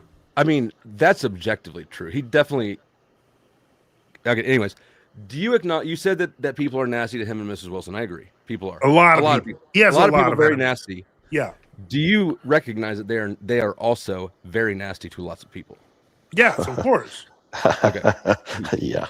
Because there's A lot of I them hate me. Father and me probably have divergent opinions about Andrew Wilson. why is it that you the other week I heard you not really having good things to say about Jay Dyer? Why is it that you disapprove of Jay Dyer but do approve of Andrew? Oh, that's easy. Jay Dyer consistently tried to have us deplatformed and mass blocked on X, on YouTube, mass reported for a decade. And in fact, because you heard that difference between true Orthodoxy and world Orthodoxy, the reason a lot more people know about that now is because there were a funny story. This is how it's kind of like the origin story of this whole thing. You know, three years ago, what ended up happening was a bunch of people were like, why don't you debate Jay Dyer on the Crucible? And I'm like, because Jay Dyer doesn't want to talk to me at all. And so what ends up happening is they start writing Andrew Wilson. A lot of people start writing him. And he says, you know what? I don't care. I don't know if Jay's going to do it because he's against ecumenism. But the whole point is, you know, I'll let him on. We'll find a guy. So they asked Jay Dyer and they asked David Erhan, because those are the two names that I gave. David Erhan actually writes a note, which Zen Shapiro, who's one of his moderators, shows me, where it's like literally like, no, you shouldn't have, not only will I not debate him, you shouldn't even let him on your channel, so on and so forth. And so they tried, once they saw What's that guy's name? Zen Shapiro? Zen Shapiro, yeah, it's a joke. That's hilarious. But the whole point is that Andrew, I think, saw that and he was like, you know what, we're kind of into free speech. We don't do this sort of stuff. And so he let me on. And it's funny because I became quite a supporter afterwards when I did a debate with a World Orthodox guy. You can look that up. It's called Where is the Church? And it's on the Crucible Limited. And the whole point is that what I realized is that his commitment to free speech had costs for him personally. And because of the fact that a lot of Jay Dyer fans at the time overlapped with Andrew, remember, this was 3 years ago. Jay Dyer was a way bigger channel than Andrew was. And so the point is, there were literally, like, I came on and I was like, I support this guy because he just made, you know, he just allowed true Orthodoxy to speak in a public venue. And that's kind of what started everything. I was a deacon when that happened. I told my bishop about it, and he told me you can't represent the church like that, so we're elevating you to the priesthood. I became a supporter of the Crucible, and every week I showed up on a show, people would actually get mad and literally cancel subscriptions. And he literally flatly said at one point in public, he said, look, you know, he's been here, he's done debates, you've seen what he does here. I'm not going to just turn on him. And because, you know, people are canceling subscriptions and so on and so forth. And they were, literally. And to me, that represents a guy who is willing to have some integrity over just some subs. So that's my answer. That Andrew Wilson, in my opinion, is a good guy. And he's getting the rewards of doing a good job debating.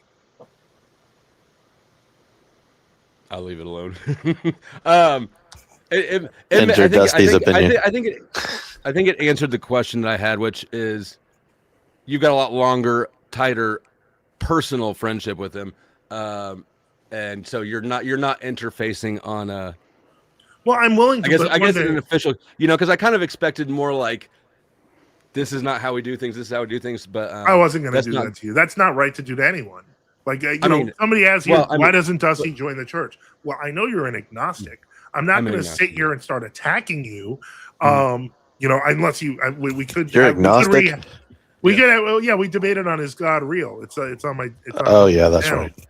Yeah. So the point I'm trying to make is with this is that, you know, I'm willing to talk to anyone about the faith. That's what the point of this show is. And, you know, some people wanting to know whether or not, you know, you'll join the church.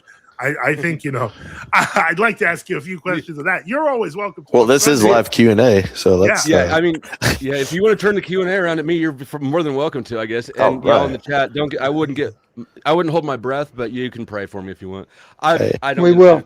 Now some people, again, my chat's mixed. Like, a Yanakari just wrote, with all due respect, Father, the Wilsons are absolutely insufferable. I'm with Reader John on this. Look, I didn't say they're insufferable. It's just like that's it. Like he just. I think that's his feeling. Look, people can have opinions. It's fine. I'm not saying you must like it. I'm just saying Father has a personal relationship. He just illustrated why he has respect for him. But I mean, you in my worldview, you have to earn your respect. And just one instance of cordiality and sacrifices, I mean, you can still change your behavior and be a total butthole. So well, usually when I mention Andrew Wilson, these comments are inevitable. Someone says, I can't stand Andrew's F-word bombs. I didn't use the F-word. Well, no, I think he said Andrew's F-word bomb. So Karan Lindau says, it was an epic debate, one of my faves for sure. Yep, glory to God. It was a really good debate. And we had other ones, like, when I debated vegan gains. That was loads of fun. Yeah. But he's something, isn't he? Oh, it was a fun debate. That was entertaining. I met him years ago, and I was like, my mind was a little bit blown. He feeds his cat vegan cat food. Oh, we covered that in the debate. Yeah, like animal cruelty, because this is he's consistently vegan, and then we went to abortion, and then he was like, I mean, wow, it went way where I didn't think it was going to go. He needs more protein. His brain's starting to deteriorate. Well, he just eats a block of tofu, Anyway. I mean, soy does. So, Dusty, where do you live? Where are you from? Where are you out of? Kansas City. Kansas City, Missouri. Okay. Missouri or Kansas? That's a good question. I assumed it was Missouri. So I'm a Missouri boy. I'm from the Missouri side. We live on the Kansas side right now because the school districts are better, and we've got 3 teenagers. That's why he's agnostic. He's from the show me state. He wants to be shown. I lived in West Plains for 1 year. I lived in St. Louis for a couple of years. I have not lived in Missouri. Anyway, it was Missouri. I went to a Jesuit high school also. Oh, bless your heart. That's why. I know. That's why he's agnostic. That's what ruined it. I'm not gonna like. That's a topic for discussion all by itself. Yeah. They certainly didn't do anything to make me feel more spiritual or anything. But yeah, the Jesuit high schools have a tendency of doing the opposite. I mean, we're going to disagree on this, but I think you can see where I'm coming from, and you can see where there is. But did you? And I've said that you probably haven't. I say this a lot to people because YouTube gets very tribal, and since I do spend a lot of time attacking people, and the council says, I'm very. I have no issue with people being friends. Like, liking people I dislike. I'm a grown man. I can fight my own fights, and that's how I see everything.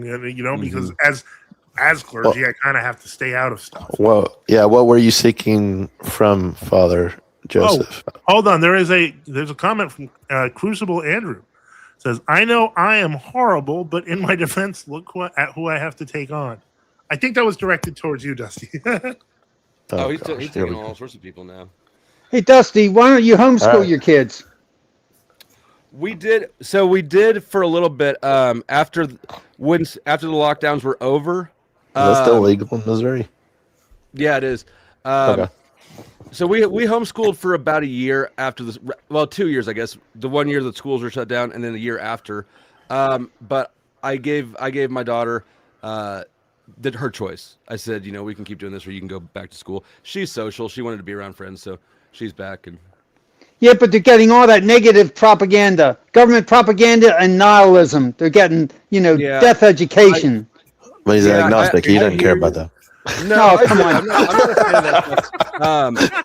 And if I thought that it was having an impact, if I saw an impact on her worldview, significant one, I would definitely yank her out. Things. But it is, whether you know it or not, it is. I wouldn't yank her out in a minute, boy. I view my job as a parent to prepare her to operate independently in the world, not to hide her from it. So, well, yeah, but you don't feed her to the wolves. You know what I mean?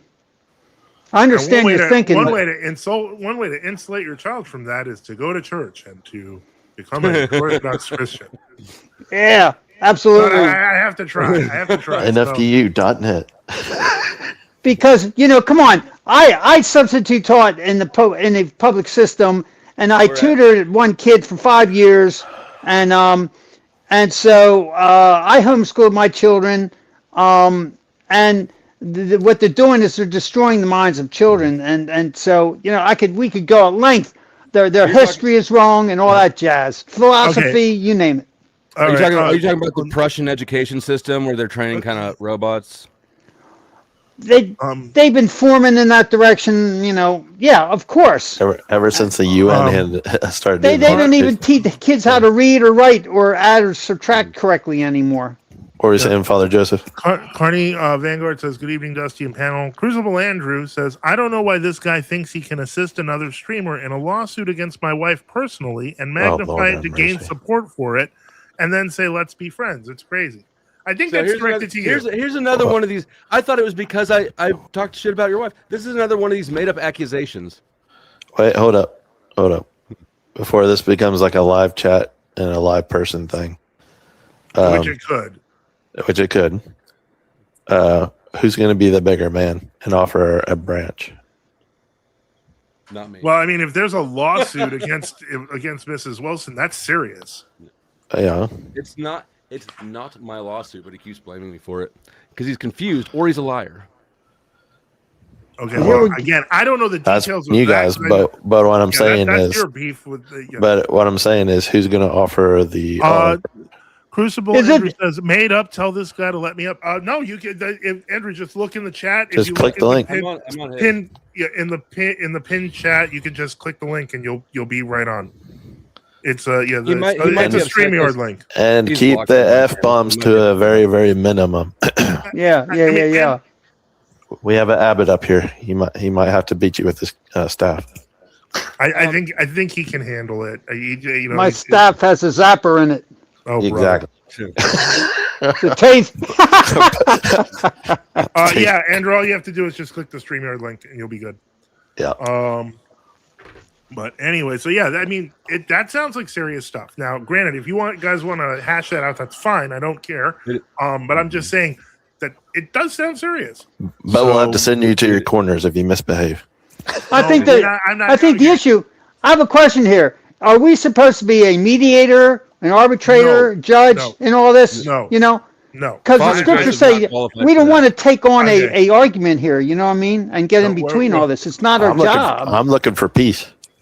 We're looking for reconciliation. I mean, I don't know, or I'm just on the side here. I'm not going to make again. I don't. I realize that Reader John. I guess you don't like Andrew, and I don't know what Father Boniface's view is. It's not that I don't like him. I don't particularly care for his style. I mean, I can't not like somebody I don't really know. So I'm not going to get into. I have an opinion. I don't know if it would come at the proper time, but I think Dusty, I think that what we want to see is progress as believers, as Christians. We follow Jesus Christ, and we want men to be reconciled first with God and then with each other. And so we want truth to be at the foremost part of this thing, and then and the love of Christ too. So. Anyway, but I don't want to see us getting involved in controversy that's not our not our baby. That the compromise says I sent the bucks. Well, let us see what is happening here. All right. Let's see what's happening here. Because we're running out of time anyway. Kinda. Oh, whoa. That the compromise sends a $50 donation. Thank you so much. Oh, wait. Adding welcome. Let's see. 1 second here. Can you guys hear me all right? Yeah, we can hear you. Hi, Andrew. How are you doing? God bless you. Trying to switch over to my ears here. one second. No problem. Okay, be warned, that was funny. Well, fortunately, it's not Candace joining, or we have to cough up $250,000. There we go. So, I'm flattered. Reader John, I just think, I think you're swell. I think you're swell, Reader John. I don't know what I do to you, Reader John. I thought you were a swell fella. Oh, I didn't say I didn't like you. I just said I don't care for your debate style. That's all I said. Well, this is not that's between fair. you and me. It's not This for is between, everybody. In Dusty. my defense, Reader John, I do have to take on the most horrible people who exist on planet Earth. Just saying. You might get a little frustrated by it too. But anyway, hi Dusty. How are you? Hi, Andrew. I'm good. How are you? You're busy. You still got a $200 bounty for me on your channel? I do. What? Well, looks like we skipped past that, huh? Oh yeah. Looks like we skipped. Yeah. I mean, you didn't get away with anything. I would What's just drop a off if I was $200 not bounty? going to talk to you.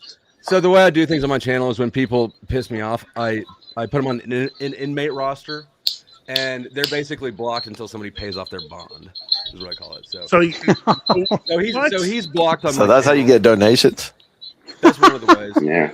And people can pay them up or down, so it grips both ways. See, here's what you guys miss is that, I tried to come in and have a chat with Dusty while he was all upsetty spaghetti about all this, but instead he blocked me and then put a $200 bounty on, freeing me up on his channel. That's what actually happened. Wow. That is what happened. Wait, so hold up, Andrew. So Dusty, how's that not a grift? It is a grift. That's a grift. No grifting. That's naughty. No. Thank you Grifting's so how the much, world DTC, for that. And DTC also is welcome, Andrew. But what's the main issue between Andrew and Dusty? We need context. Well, I can explain my side of it anyway. All right. So for roughly not quite 2 years, about a year and a half, Dusty over here engaged in multiple misinformation campaigns against me, stole my branding, put it on his merchandise, and then sold that merchandise openly, did everything he could possibly do to irritate and cause trouble. And he did most of it in the name of a woman who is currently suing me. And even after she sued me, which he knows it's a bogus lawsuit, and sued my wife personally, knows it's a bogus lawsuit, he still kept working with her and only actually stopped doing that when she made him upsetty spaghetti. Yeah. So see, it doesn't actually have anything to do. He doesn't actually have some like great moral backbone and integrity. That's actually not what's going on. What's going on is this chick just made him mad. And so he stopped dealing with her and then suddenly wanted to be friends with me again after spending a year and a half relentlessly attacking me. So Andrew, since he's making, hold on, Dusty. Not being friends with you for the record, and but isn't that what happened, Dusty? But hold on. Well, hold on. Let me answer him. Yeah, Okay, we go all ahead. worked together. You crashed on her. She sued you, and yes, I did not leave her friendship because you were mad at her, which is an absurd. No. It's not about being mad. It's about you knew for sure it was a bogus lawsuit, supported it anyway, even though you know it's bogus. You keep and hang on, because you said it last time I talked to you that you knew it was bogus and told her she shouldn't even do it because you knew it was bogus. Yes, you did. I didn't say it was bogus. I said a number of things about it. You said it's bogus. You said it'd be gone by June. You keep saying all these things that you have no actual support for, making these claims, bearing false witness in front of all this clergy. What false witness? Show him the mug that you made with my branding. Didn't you take my brand? The cuckable. The parody mug. Mm-hmm. Yeah, so what you do is you do everything you can to irritate, cause as many problems as possible. And by the way, what Dusty also doesn't tell you guys is that early on, I tried to help him. I would send raids to his channel. I was super nice to him. I never did anything to this guy. And then he just went ballistic and berserk on me for about a year and a half for no good reason anybody can ascertain. You are such a victim. Hey, Dusty, can you hang on? Tell me where I'm wrong, Dusty. Didn't I try to help you early on? And you just went berserko against me for no reason. I think that's a pretty exaggerated way of saying What you really did is you sent me one raid. You sent me one raid. Thank you for the Of raid. thousands of people. You sent me one raid. I thousands. $100 super chat. Thanking you. I Uh-huh. think we're all right. I think we're all. I Yeah, think we're even on but that. it wasn't a quid pro quo though, Dusty. I didn't do it for $100 super chat. I was just trying to help your small channel grow for no reason, just to be nice. It seems like you're doing it because you have covert contracts. This feels like a covert contract. Covert contract. What are you talking? Yeah. Well, I don't even know what you're talking about. I'm trying to explain to you. A covert that- contract is when you do something nice for somebody else with the expectations they owe you something in the future. Well, No, Dusty, I just got done telling you there was no quid pro quo. I didn't have any expectations back that you would ever do anything for me. I just thought that it was very strange that I never did anything to you, tried to help your channel, and then you just went berserko on me out of the blue for no reason for a year and a half. Well, you need to think back about when you crashed out on Sarah for being on my panel. This was long before Sarah. This was long before Sarah. No, it wasn't. Long before Sarah, bro. Yes. Yes, bro. Hey, Do you guys, want to see the streams? Do you want to see the streams, Dusty? Of how many times you made streams about me? So I go back to my original question, Dusty. Why do you have videos about him? Over and over and over, by the way. Yeah, over and over, because he is somebody I interact with who is very bad character. I like to point those things out. And what did I do to you? Hang on, what did I do to you except try to help you? Can you explain to me what I ever did to deserve your ire? Well, That's what I was doing. So when you crashed out on Sarah, this was before Sarah. This was before Sarah. You were making these videos before. I want you to explain before Sarah, why you were making all those hit piece videos about me all the time, even though I never did anything to you, Dusty. Why? That is not what happened. I wasn't making hit pieces videos about you. Do you want to see them? I think we Pre-Sarah? We did see. I don't know about pre-Sarah. Pre-Sarah, yeah. Yes. No, I was not. I was not attacking you pre-Sarah. Yes, you were, Dusty. Why are you lying? You're just literally lying now. I mean, there's absolutely you realize how much overwhelming proof there is because you left it all out there, Dusty. Yes, you were attacking me pre any fallout with Sarah, and you were doing it constantly. Can you tell me why? Andrew, you're setting it up incorrectly because Dusty, hold on. Andrew, what date? Hold on. What date is pre-Sarah? The Sarah's thing started, I think, November of last year. It's been about a year ago. When the Sarah thing happened, that's the same time that it hasn't. Listen, it hasn't been a year. It hasn't been a year. So is there any? So if we go to your channel right now, I'll be back. And if we look before 1 year. I showed he was talking about Andrew a year ago. I mean, So he was making tons of hit pieces about me, talking tons of trash, and he never actually gave a compelling reason why. I never did anything to the guy. Oh, I know. I never did anything to him. I'm trying to explain it right now, but every time I start, you keep over talking me. So do you want me to try again? So hold on, Dusty. So if you, hopefully you explain it well, because if not, there's another thing I'm going to put on top of you instead of grifting. I don't think you're going to like it. So hopefully it's a good explanation. I don't really care. You will. Now, okay. So when you crash out on Sarah at the same time, during your crash out at Sarah, you specifically mentioned me as I don't remember how you phrased it, the enemy or something over there at that channel. That's the same time you kicked me out of the Discord server, which is and because we were on good terms before that, or fine terms. That's when the criticism started. You included. You're just lying. Why are you just lying? You were attacking me long before the fallout with Sarah. Why don't you just be honest about that, Dusty? You're lying. Oh, okay. So then we're going to go back through, and we're going to find out that you don't have videos ruthlessly attacking me before any fallout with Sarah. I just want to make sure that we got that clear.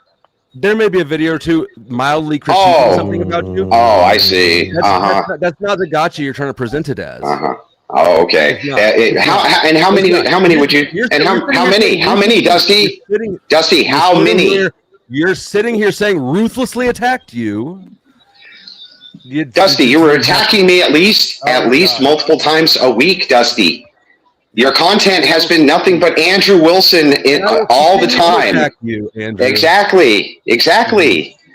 So just Andrew, like stop, bro. I don't know why you have to lie about this stuff, bro. You've been attacking me for years for no reason. No, I've been attacking you for a year. Andrew. Would you call this a case of chasing clout? Well, it's worse actually. The problem is like some of these people are actually quite silly because like Joseph Swayden said, when he started his channel off, I know how tough it is to have a small channel and you're trying to get by, you're trying to make some income. I've always tried to help small streamers out.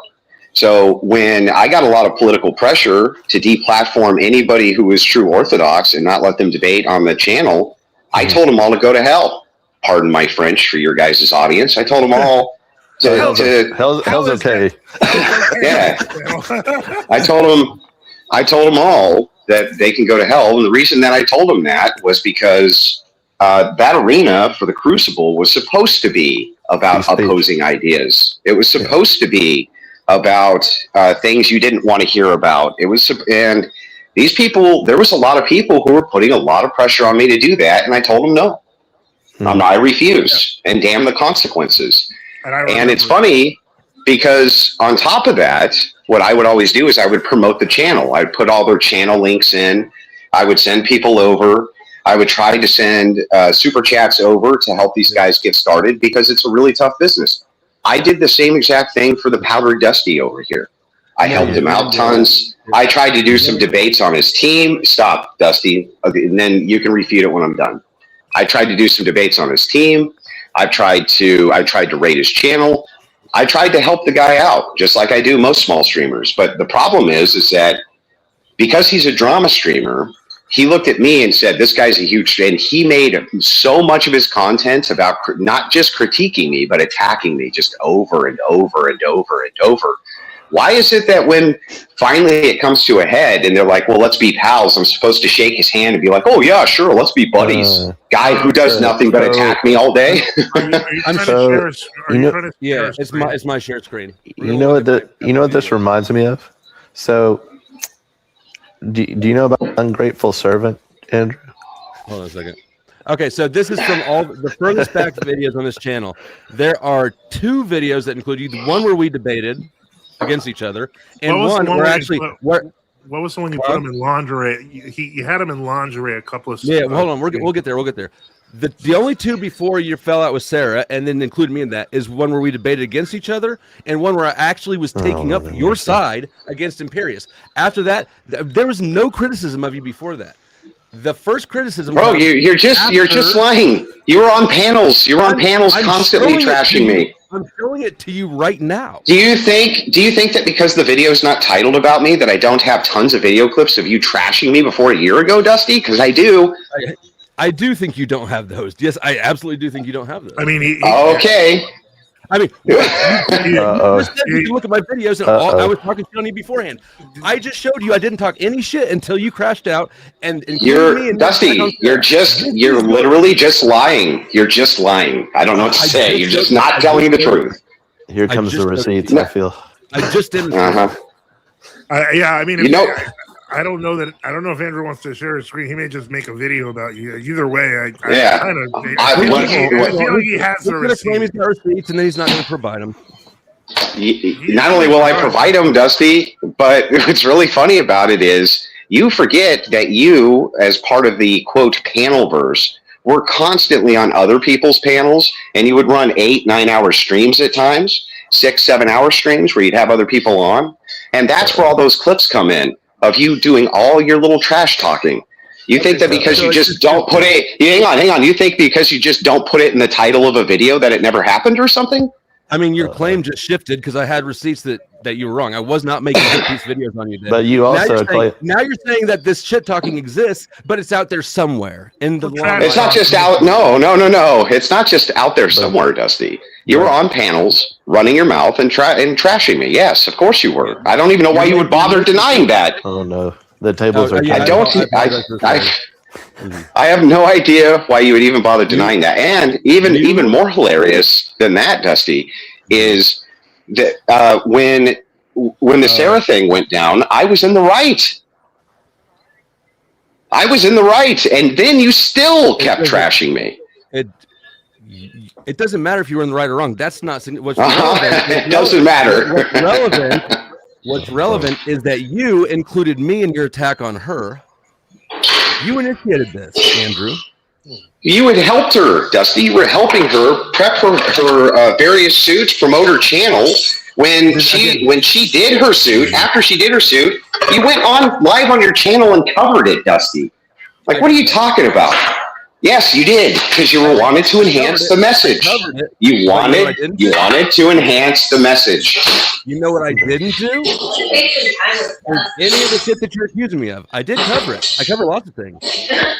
No, Dusty, you did everything I just accused you of. You've done everything I just accused you of. And on top of that, Dusty. Last time we talked about this, you acknowledged that it was just a vibe. Do you have any evidence that I did any of the things you're accusing me of?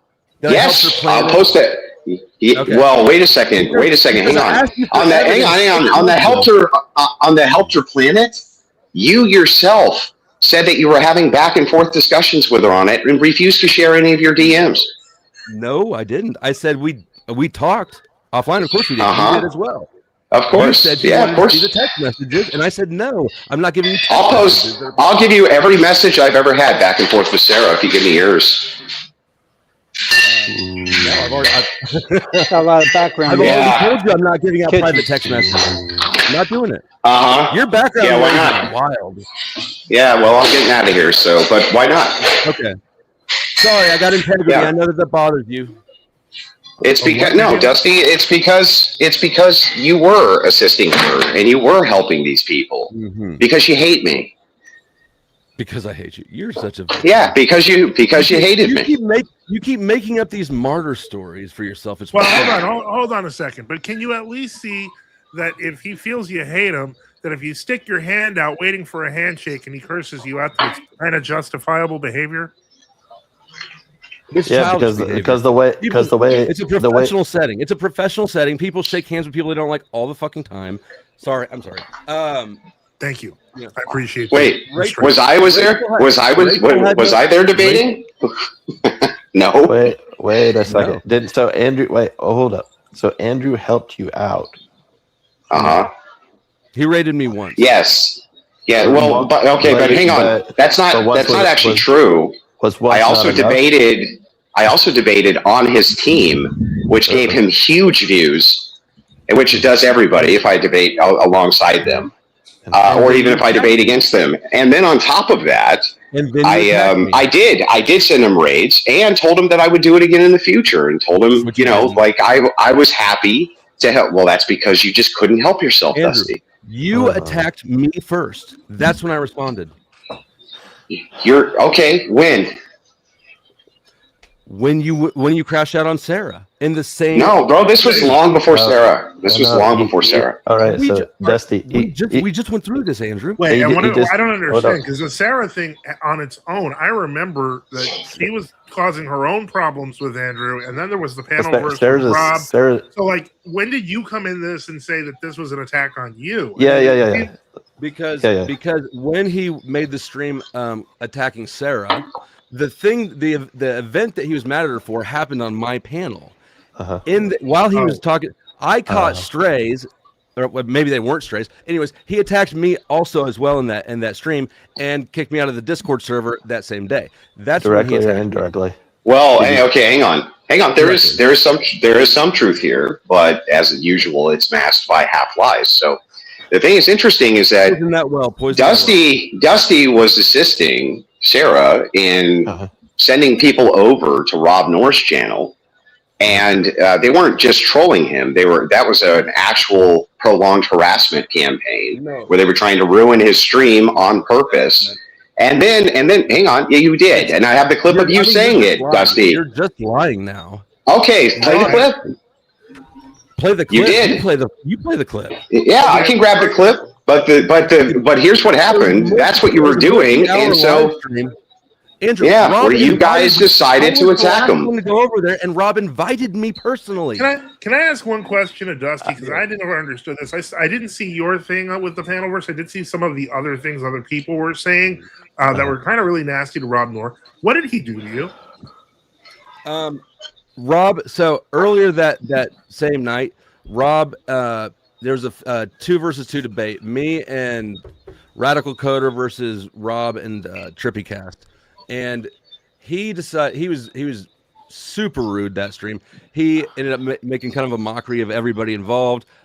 He muted us so that he couldn't hear us, but then stayed cammed up talking to his audience while ignoring us. Just really because you wouldn't let him talk.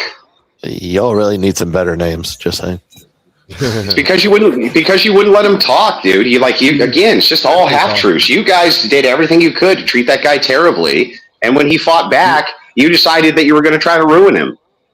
You are desperate to find a way to make yourself a victim, aren't you? Well, no, I mean, how is that me being the victim relaying to you? Oh, Dusty, hang on. Let me get this right. Dusty, if I say this guy just stabbed me in the chest, and would you be like, Andrew, stop trying to be a victim? Yeah, I mean, if you didn't get stabbed in the chest, yes. Yes, but you did do this to Rob, bro. Dusty, you did do that to Rob. You guys were treating him terribly. The reason that he ended up just muting you and talking to his chest because you wouldn't let him talk. Yeah, I saw some of that Panelverse stuff, and I was pretty angry and disgusted. Isn't that true, Dusty? Isn't that true? Isn't that why he did that? I mean, no. both y'all. That's what okay. That was his. Oh, that was his excuse. Even though I saw it, Dusty, I watched it. You did do that to him.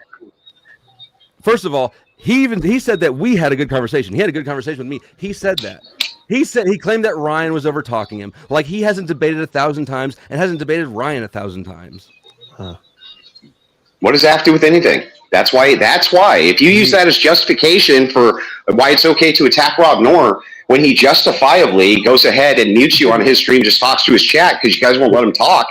What is? I don't even understand. How's that justification? First of all, him muting up was not justifiable. He even acknowledged that later when he said I should apologize to Trippy. That was inappropriate of me. Rob acknowledged that was not justifiable. Second, Rob didn't acknowledge nothing. No, he didn't. That wasn't how that went down either. He didn't say that he didn't apologize to Trippy after? Not because of that. That wasn't the reason he was apologizing to Trippy. What did he apologize for? I don't remember in context, but it wasn't because he needed you guys out. Okay, you just know it wasn't that, but you don't know what it was. All right. So the other thing is that we weren't attacking Rob. He had an open panel call-in shows. There's 1 or 2 people who went over there kind of goofy. Some of us went over there sincerely to have conversations with him. Most of us did. I went over because I was invited. Dusty, I watched. No, that's not what happened. I watched on your end when you guys were sending people over there. Yes, it's true. Rob said, why don't you go ahead and come over here then, Dusty? Because he knew you were doing that to him. Like, what are you talking about, man? How did you think anybody was going to buy this, bro? Didn't he start all this when the based Oracle stuff started? Yes. Buds with him? That's true. Yeah, that's right. He started all that back with the based Oracle stuff. That's right. I forgot about that. Oh my God. We just came up with a new lie. So wait, hold on. Why did I do it? Build that story out. Was I standing up for based Oracle or something? No. She's talking about something else. It's irrelevant to this conversation. Hey, Dusty. So the point is here is like I watched you send people over there from that panel with Sarah. And yes, finally, Rob did invite you over because he knew you were doing that. But that wasn't because he just wanted to have a nice conversation with you, Dusty. So don't frame it that way because it's just disingenuous and you're full of it. So I think the best step towards reconciliation, Dusty, and maybe what might help towards going towards peace is maybe take down some of the videos. I don't think he wants to at this point. No, I'm not doing that at all. Okay, so you don't want reconciliation. You just want to burn the whole house down. this is not the first time I said this. I'm not pursuing what do you- reconciliation. Ball's in Andrew's court. If he apologized for making up Well, bullshit, I but would what do consider you- Why would he Hold apologize? up, but what do you have to? What do because you he have? keeps running around bearing false witness, Father Joseph. But Dusty, what do you have to lose from taking down those videos? All right, we got to pay it. What we got to chat? It is a dono from the community. Hold on. I guess we caught Andrew here, so it's like, Andrew, would you please set up a debate? Help set up a debate between Father Joseph and Jay Dyer on true orthodoxy, Donatism, when the church calls for separating bishops for sins and heresy. We've tried for what? It's been like a year. I don't think that's going to happen. Look, but thank you for the the thing is too is I don't run very many debates on the Crucible anymore. We haven't been a debate platform for years. I do debates on it still sometimes, but we moved past all that a long time ago. Yeah. Then I was very fortunate because I got to meet some really good people while I was doing that, like Joseph Swayden, for instance, who I've always liked. We've always been friends since we've met, I think. Yeah, pretty much. the thing that's interesting here, though, is like from my perspective, it's almost a much ado about nothing, right? Dusty screams to the same 30 people every night. What do I care? The thing that's really funny about all this, though, is like you didn't. Well, I care about. Hang on, I care about Father Joseph Swayden. I care about Father Joseph Swayden. I don't care about you at all. not even a little bit. Dusty, you owe us a $200 bounty, buddy. Yeah. But you do though. Right you got quite upset when you saw me in person. You went out of your way to come up here. Well, hang on, Dusty. I didn't upset. I was laughing at you and called you a bunch of names and walked off. What is that? I didn't feel very upset. You were not laughing. You were definitely upset. Bro, I was laughing. Father Joseph was standing right there. Wasn't I laughing at him? Yeah. You had a little bit of a nervous laugh. You get that nervous laugh. Oh, come on, bro. I was belly laughing at you, Dusty. What are you talking about? I think it was. No. I mean, I thought it was like a combo of angry and happy, but not happy. But like he didn't think Angry and awkward. It wasn't. That's the combo. No, it wasn't awkward either. The curses flowed. I think it's just a case. I think it's just a case of bruised ego. Yeah, but the thing is funny is like I don't care, right? You can sit on your channel and trash me to your 20 viewers for the rest of your life. I don't care, bro. That's up to you what you want to do. I'm just pointing out that none of this ever had to go this way. I've more often than not, always in my career, tried to help streamers in tight places. And I've tried to help people when they're down on their luck, and I've tried to help people get their channels moving. I've always done that. I've done that for tons of people who even. So I do this. And it's just like, you never had to go down this road. And what I think is, the only reason you wanted reconciliation, you want to be friendly, and you wanted to be buddies after all of this horrible stuff that you decided that you're going to do to me. Too much into a handshake. Is that you would prefer... No, it's not just a handshake. And the reason you've been irritated about it for weeks, talking about that and nothing else, is because I'm a hugely popular streamer, and you know that I could do a lot for your career, but I'm not going to because you did horrible things to me. So that's your punishment. Hang on, Dusty. Your punishment. Your punishment is the finest punishment. I'm not going to do anything like I always do with you people. I know. Yeah. Like usual. And we need like usual. I'm just not going to do anything.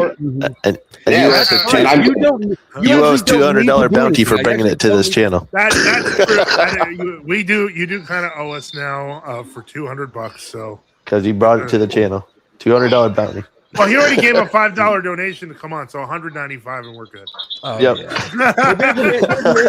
he's got $300,000 to throw away at Candace so that she can make him look dumb. Yeah, but we're friends. Oh yeah, yeah. Okay, that's funny. $200 million worth of publicity, no evidence from her side. But okay, Dusty, you keep coping, bro. You keep coping, bro. I don't have a dog in that fight. You have a dog in that fight. Okay, bro. Whatever you say.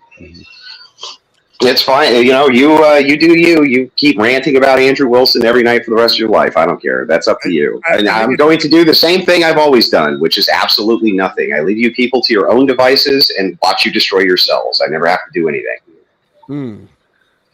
Can you see, Dusty, why I kind of suggested maybe moving on and doing something else might be the smartest thing? Uh-huh. assuming that my goal is to try to wrangle some sort of peace with Andrew, which it's not. I did assume that, but Well, then I was we wrong. just figured out you're grifting. I'm grafting on it. So I have a philosophy, and it is that I believe that everybody has utility in life. Although not everybody will be useful in the way that That's a they sad would choose life. to be useful, right? And so when Andrew responds to just a general courtesy handshake by spazzing the fuck out, that lets me know what Andrew's decided to be. You can be useful still, Andrew, just not in a way that's cooperative. I think a lot of There was no spazzing, Dusty. I'm not going to shake the hand of a person who just sits there and attacks me and does nothing else. Mm-hmm. That's all your content now. All your content is just Andrew Wilson derangement syndrome. It's just AWDS, bro. And it has been for about a year. AWDS. Carney It's Vanguard says, AWDS. Carney Vanguard says, "Why would Dusty stop? Keep making your money, Dusty." Pufferfish says, "When is Ben coming on the panel? Probably never." Oh, that Ben. No, probably Yeah, never. no, cleave to iniquity. Golly, Ben. All right, so I think we've clarified everything here. Andrew's explained why he didn't want to shake your hand. Dusty, you've explained you don't actually want a handshake or peace, or you just want to keep doing what you're doing. I can't do jack about that, so... And you as $195 for bringing it to the channel. So good job. We'll send an invoice.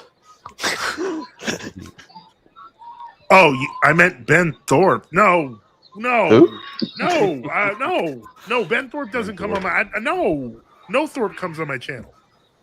I'm not... Well, Boy, man, somebody here is smart. Never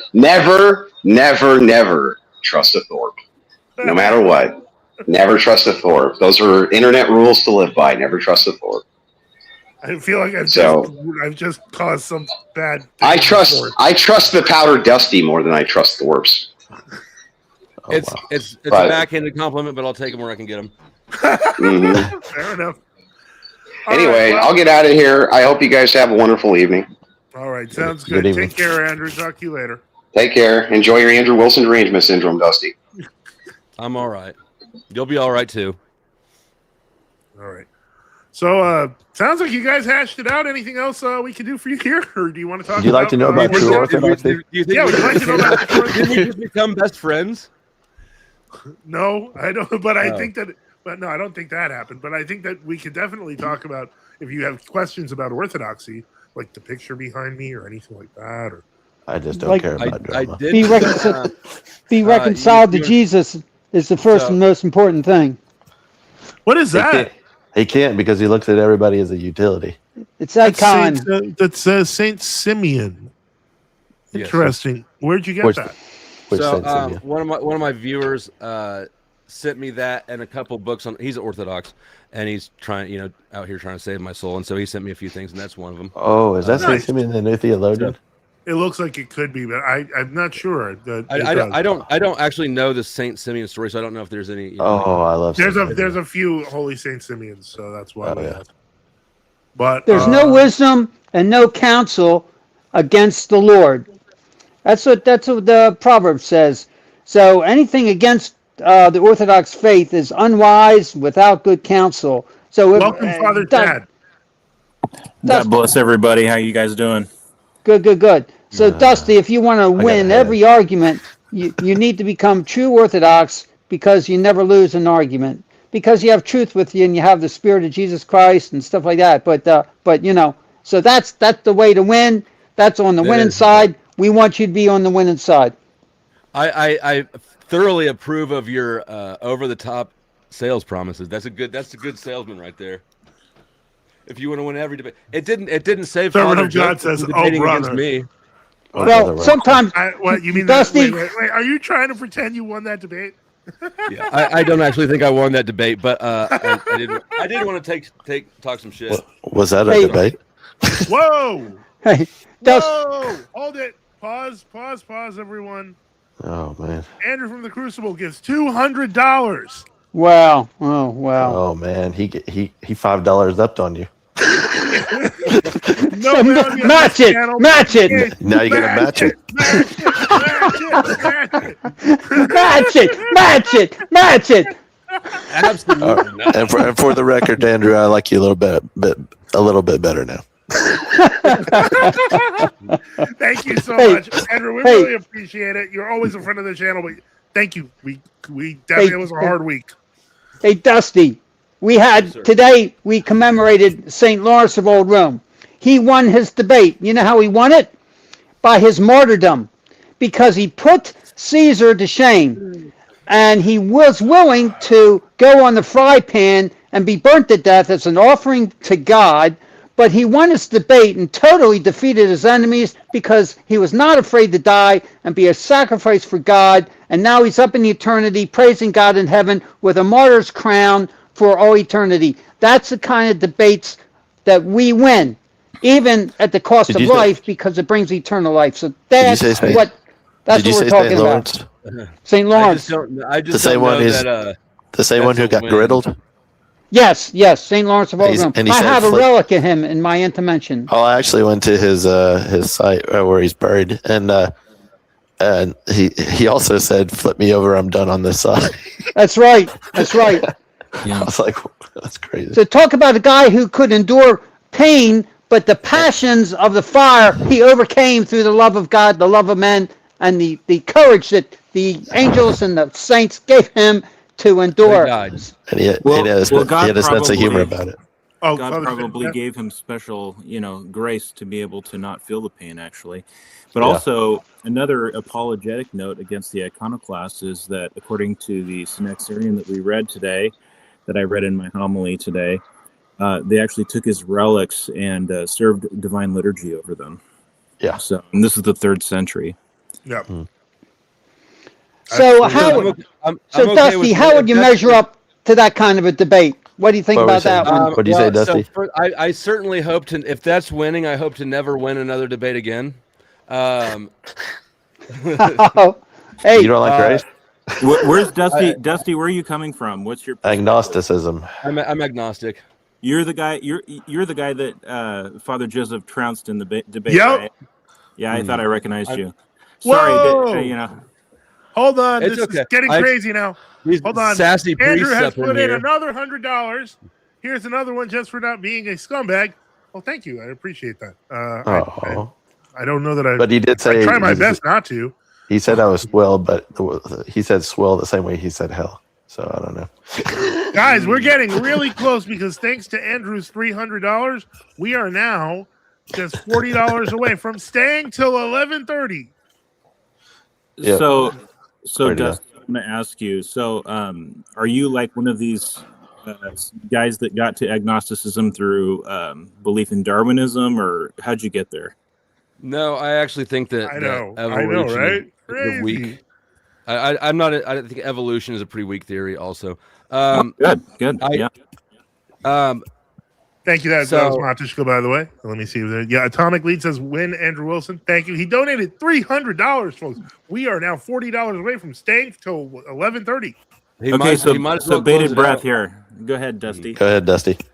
I'm from the Show Me State. I want things. I want my beliefs to be supported by evidence, not faith. I view faith, the belief in things that don't actually have justified reasons to believe in them. I view that as a dangerous mind state, and I think that the only industries that propose people operate according to faith is religion and drug dealing. Right here, just try this. You'll like it. I promise. So you okay. Hold on, I gotta pause here because we got another one for RJ just donated $20, meaning we are just $20 away from staying till 11:30. So let me put that on the board. So thank you. Continue. So if you view faith as intellectual assent, then I think we would agree with you. Say that again. If you view faith as an intellectual assent into believing in God, then I think we would agree with you, because faith is not just intellectual assent. Faith is action. I view faith as it's I suppose simply understood and presented in at least in, because I don't know much about Orthodox, but at least in like the Protestant churches that I grew up around, right? So evangelicalism. Faith is blind trust, and that just doesn't seem like a good idea to me. Now, I personally believe that by being agnostic, I actually think that I'm demonstrating faith, because if I'm wrong and if God exists, well, God created me with this limited knowledge that I have intentionally. I'm actually not supposed to know. He's 60. Okay, so That's an excuse for you not to work and not to labor at learning about them. Let's go through Oh a no, few things you here. woke the habit up. I can see he's giving me this sort of look. So Dusty, there's a few things we need to go through. So, like Okay. for example, if somebody were to argue against Darwinism, one of the simple things a person could do is look at creation and say, okay, well, just like a painting needs a painter, etc. No. I'm using this analogously. Hold on for a sec. So they could say, okay, well, this had a designer, this had a creator, etc., etc. I realize you're an agnostic, but if you look in your internal world, like for example, you have consciousness, right? You have rationality, you have memory, you have intentionality, you have the ability to understand abstract truths. So all of these things, and we could just keep going, right? But all of these things require some source, some, or, some creation, right? So how do you deal? I want to get in before I go too specifically. I want to know, how do you deal with that, with your own consciousness, your own rationality? Where does that come from for you? So I guess two things. First of all, I'm not convinced that it requires a creator, or however you phrase that there. I'm not entirely sold on that, and I wonder if you have like a reason why you claim that is the case. The other thing is that hold on, I do have to, before I go on, I just got from MC a donation for 25 via Cash App. I am adding it on. We are $15 away from staying. So if anyone's got 15 bucks, we'll stay for a little bit. No pressure, guys. Only 5 minutes, guys. Only 5 minutes. I mean, Dusty had definitely put us over. Yeah, well, we stay. What it is we stay longer based on what we get the donations. Okay, I got the last 15. You got the last. Okay, we're clean. We'll just put it at 450. So we're staying till 11:30. And he dropped his tab down to 180. Good job.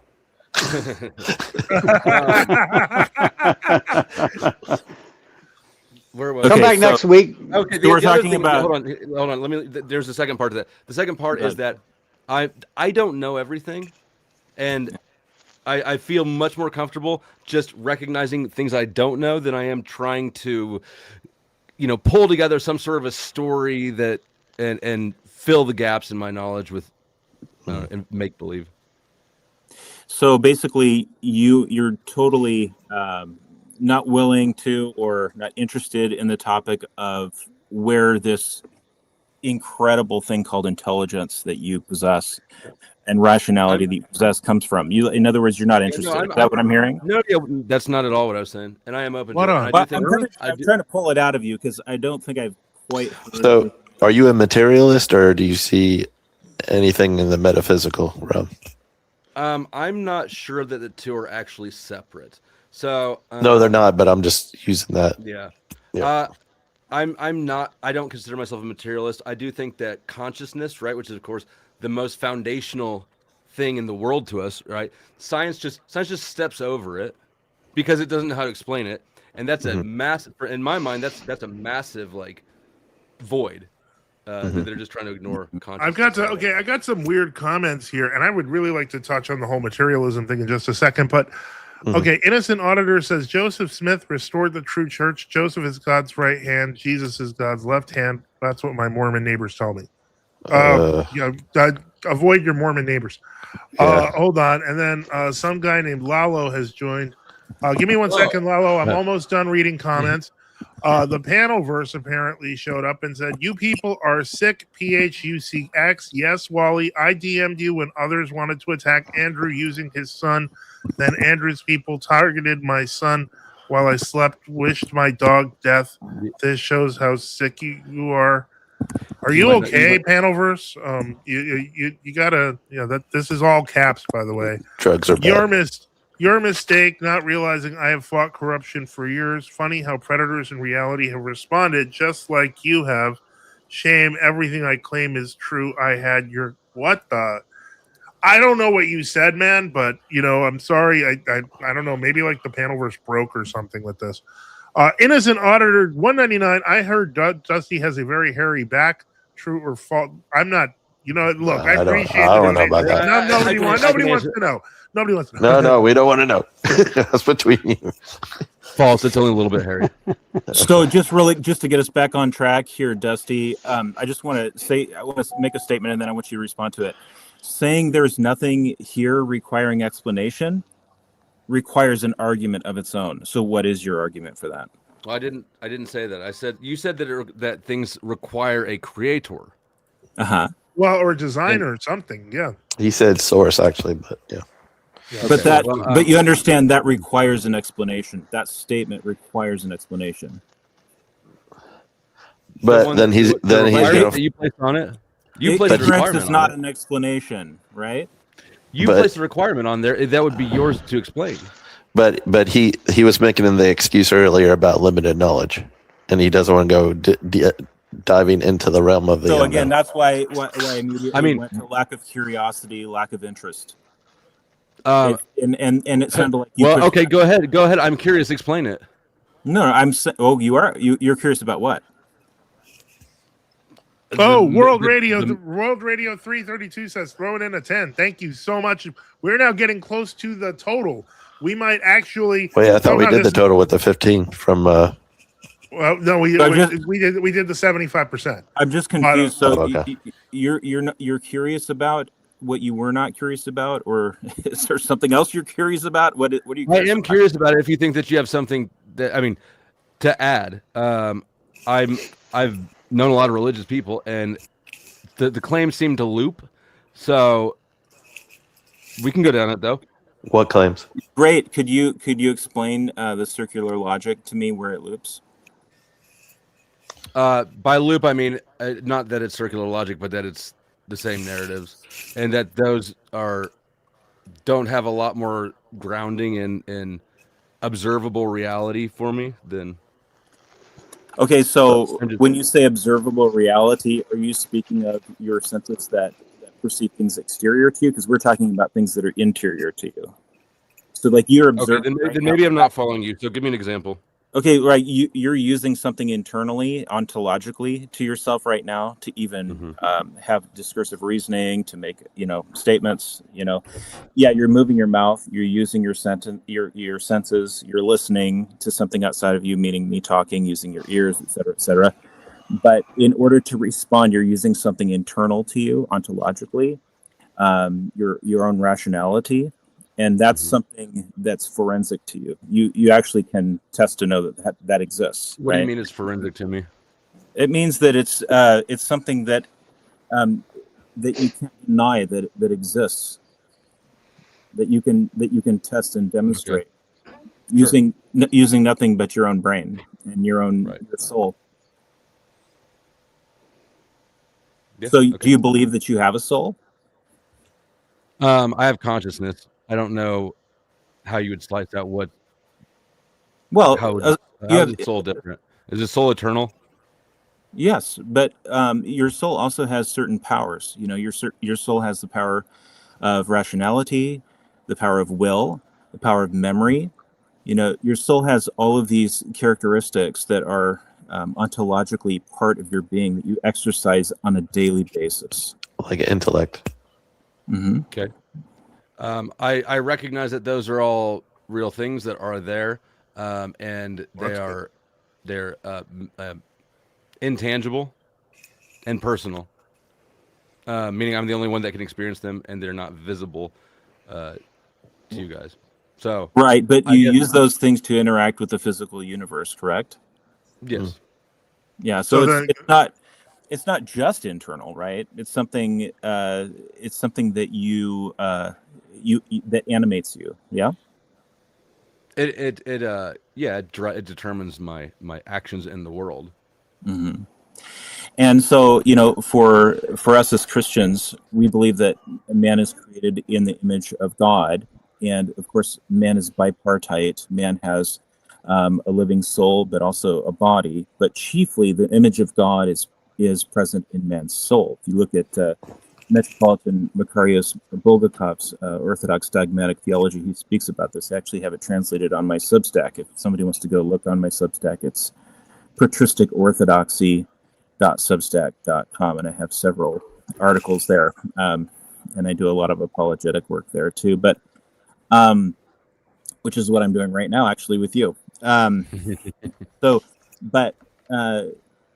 if we look at man's soul, we can see that we have to do something with this knowledge. We can't just sit there and go, yeah, I suppose I'm thinking right now. Yeah, I suppose I can remember what I had for dinner yesterday. Yeah, but there are certain things inside of a man's soul that is like an identification. And then actually, when we look at other people, we see the same marks in everybody else individually. And then, of course, then corporately, collectively, as humanity. So everyone that is a human person shows evidence that they have these same powers. And so a pattern recognition, we can actually do something with that. We can test this. But before we go any further, I want to get through comments. Sure. Little Fish Big Mountain says faith isn't opposed to reason. Discursive reason is well and good, and it gets people to knowledge. But there's a higher knowledge inaccessible by discursive knowledge obtained by direct participation in God, direct revelation, but not in spiritual delusion. The perceptive faculty, the nous, is cloudy at first. Purification, illumination, theosis, discursive reason, dianoia, is good, but second to the nous. Wicked Wally, go ahead. Faith is something about being attained through participation.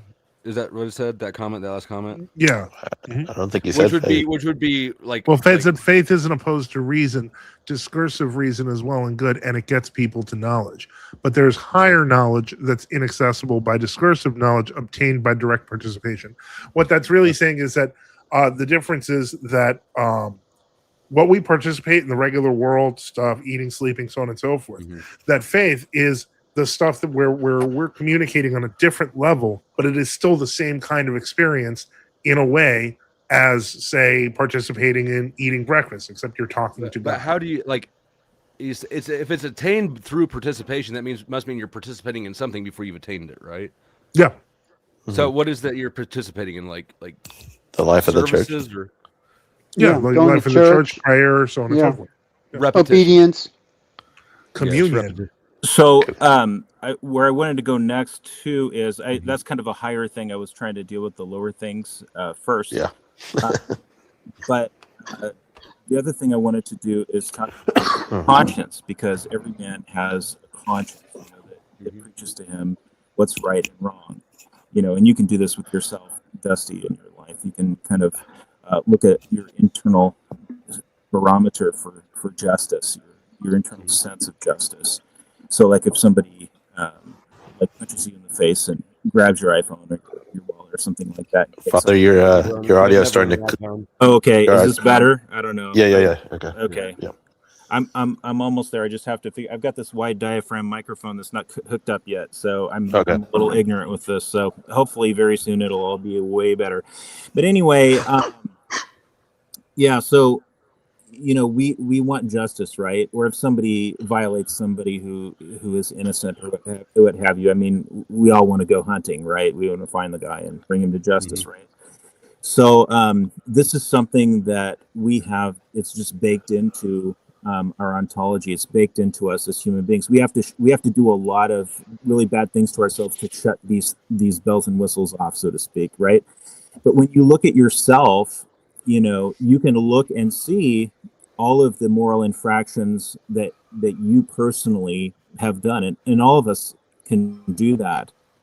And this is really where the rubber meets the road. We can see the evidence of the ancestral sin or original sin inside of us. It's called concupiscence, and this is something that we are damaged because every time we sin, it damages us, and it's something that harms our conscience. There are some people don't even know what to do with it. They'll be tempted to commit suicide if they do something really bad. Which, by the way, if anybody's listening and they are tempted to do that, That is always the wrong answer. Please do not do that. And you can always It's call me. selfish and weak. Well, I mean, it's a temptation, and it's the wrong thing to do. You know, I'd rather show compassion to somebody who's really tempted with that. But anyway, but to bring it back You around, lose compassion after you've seen a few of them in person. I don't think well, I so. hope not. I hope not. I hope we.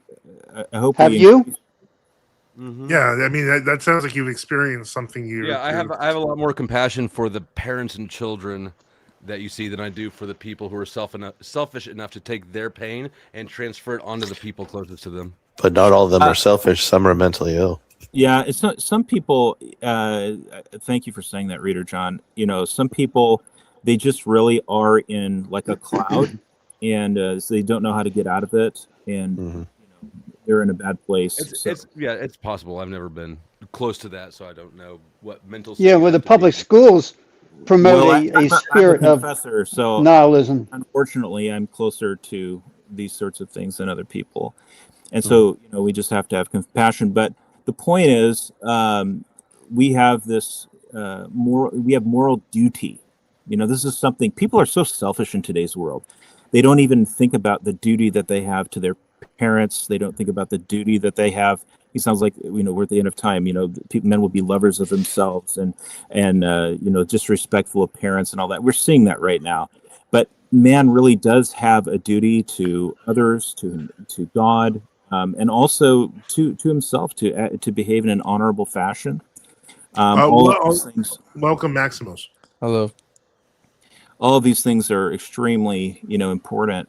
But what I'm trying to get at is this aspect of you, this moral rudder.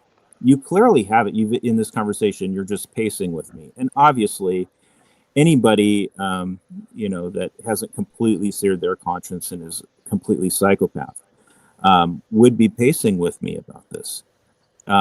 Where do you think this originates from? Because it's universal. That's my question to you. Well, I don't know. I don't know where things come from originally, but I will tell you that I think that what you're describing is the experience of being a social animal. Right? This is social animal behavior. We can see it in insects. So, I mean, versions of it. Right? They all work for the queen. So if you just boil it down to basic self-interest, right? All of us have a better chance of survival if we work together. The best way to work together is by interacting in a reciprocity, right? You do me a favor, I do one back to you. You burn me, I burn you back, right? This is just social dynamics. So I think that's kind of the crux of what about the violations of your conscience that are not involving like stealing the iPhone from somebody else or violating somebody else's purity or these things? But what about the sins that you do by yourself, where you're actually violating your own purity? Let's say you are watching something that you shouldn't watch, or you are like porn, engaging in something. Right. I was going to say like the Crucible, but I mean, if that's your porn, buddy. All right, I walked into Turn the page on that. Turn the page, please. Yeah. That just changes your dynamic towards Andrew substantially. That's not my dynamic. I didn't Exactly. All right, And then, back to the topic. You open the door. Here's another one. How about private blasphemy against God? So are you asking about guilt? That sounded like where you're going. Like yeah, because you're saying it's all social, and I can come up with plenty of examples where nobody else has to be involved. It's you and God. Okay. And that's something that your conscience would also preach to you about. Yeah, it's like, do you feel contrition over any of those? Let's see. I've not ever felt guilty for looking at porn. I've never been like a crazy person about it, right? So it's not like it's ever been a problem. But I don't feel like there's any harm done there, except to yourself for a lot of people. What about the entire industry? Whoa! Except for yourself to a lot of people. For a lot of people, I'm old enough that I didn't grow up with it just immediately accessible at all ages, at all times, right? So do you reject? Do you reject the science about it? Growing up with cell phones? Yeah, there's science behind porn being a real problem for people. Yeah, I'm sure it's yes. Yeah, like a dopamine. Do you reject the science behind it? I'm not saying it's a problem for. It's not a problem for people. I'm saying it's not a problem for me. Well, Okay, wait a so second. you think you're immune Yeah. to the scientific effects that porn has on people? I think that gambling is a problem for people too, and it's not ever been a problem for me. Not everybody. Yeah, not but how everybody- about So how about when it affects your families? if- Like some guy's got a problem with porn and he's hitting on your daughter. I'm not saying porn is good. Kind of What- sounds like you're saying so, porn. Well, What You said I'm it's saying not a is problem. I'm trying to So- address guilt, right? He I'm- used this as an example of something people feel guilty for, and I'm saying I've not experienced that personally. Okay, Oh, so Maximus, you're- go ahead. what oh, I you're was saying gonna. is Yeah. you don't feel guilty for objectifying women and skewing your view of how you view women. Like that doesn't bother you. and abusing your body. You sort of loaded in that second part, and I don't necessarily agree with that. Objectifying women, no, I don't feel guilty for it. Sometimes they like being objectified. Wait a That's an second. excuse. That, Poor that excuse. that's moving the Wow. goalpost. I'm not making an excuse for something that I don't feel. need to. Yes, it is. You're sloughing it off on the other That's person. like the Tate You got to School take of masculinity responsibility there. for your own actions. You, Well, fe- you I wanna feel like say- it needs an Wait. excuse. Hold. Well, I just want to say, Wow. It seems like we're talking a lot about this for something. It's. Well, the whole point, because I think that the answer was kind of shocking there, because it's an inconsistency. On the one hand, basically, Dusty seems to be arguing from a really heavily materialist worldview, where it's basically that we're just dealing with this from an animal level, so on and so forth. But even animals have self-interest, as was brought up before in the social animal thing. So when you're doing something like porn, which has some serious damage to society, it's inconsistent to say it's not a big deal. An animal's operate. I cannot. Well, not even I have no justifying it is a control moral over it. thing, though, right? You're trying to justify yourself Well, I'm just because I'm you ex- want I'm to just say that explaining. you're I don't feel, you're I don't right. feel like I'm justifying. You keep saying I'm justifying something. I'm just saying why it doesn't bother me. I'm not in control of society's porn industry. Well, by contributing to it, you're doing your part. we know about the tribe that's in charge of that industry. But to move on, the point is that you are admitting that you are objectifying women, though, because you said they want to be objectified, or did I have that incorrect? I just want to establish. No, you got that correctly. Okay, so you are objectifying. Wow. You admit to that. So what? Sorry. You are objectifying women, correct? Yes, I think that there's definitely times and places in women where objectification is okay, and I think objectification goes both ways. And yeah. So You have a- regarding They might be perfectly lovely girls on a personal level, but Do you have a there's wife? I do. Oh, I would love to ask her that question. So regarding what? another human, regarding How about somebody objectifies your wallet and they decide to objectify your job and take money from you because you're just an object that doesn't matter? I think she objectifies me too. But That's not a my wonderful wallet. relationship. So your wife treats you in a transactional manner? Sarcasm on the Hold part of- on. Oh, I That's know, not I the know. entirety of it. You guys are acting like one. No, I'm aspect. asking, is it transactional in your relationships? Because No, what it's I, much more- it's it's much more interesting. dynamic. So what do you think is the purpose of you being here on Earth? I don't have any Does idea it- what the purpose is. well, he already said earlier that people are like utility. Yeah. So Are you- okay. Did I say that? I don't think I said So that. that means he has a transactional worldview, right? I didn't. I don't think I said that at all. You didn't say it. This was me like parsing out what you said it. Okay, you're just describing me. Yeah, I'm trying to like Well, like. Well, but do you You- think there could be a purpose? Maybe like, do you think there's a?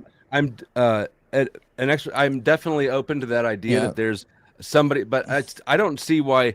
So I don't actually think that there's any value added by triangulating and externalizing purpose. We all have purpose ourselves. There and things that we care about, right? We can find our own purpose without having to borrow somebody else's. Well, how about Jesus yeah, said, well- if you well- sin, Jesus said, if you sin, you're a slave to sin, but the Son shall make you free. Okay, so then when you become a slave to sin, you become an object, and you become the slave of your master sin, which you become an object for Satan to use. So that's objectivity. But the wages of sin is death. That's not the object. That's the end goal of objectivity, which Jesus says, "I come that you might have life, and that more abundantly." So basically, where do you fit in with your objective worldview there?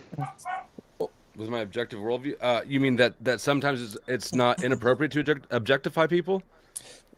Is that what It's you're asking always about? inappropriate to objectify people. They're made in God's image. So in other words, So- well, I want Objectifying them I'd like doesn't to- mean that Can I you're ask- like can I ask you a question? hostile I'd like to to them or I'd like to do a abusive to them. follow up Can I- though.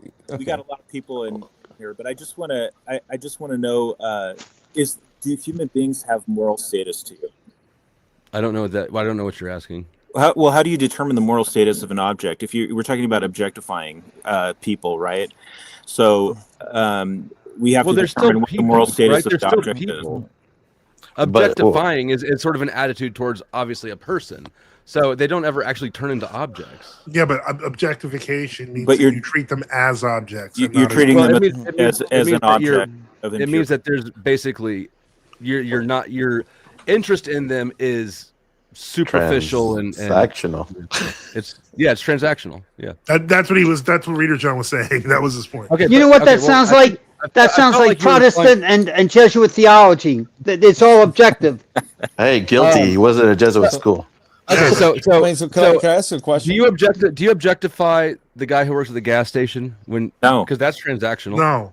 No, I don't. No. Do you know him very well? Do you ask him about his life and his days? Wow. And No, but he's a human, so we He's a know human that he's being. in the image Do you and likeness of God. do you approach strangers?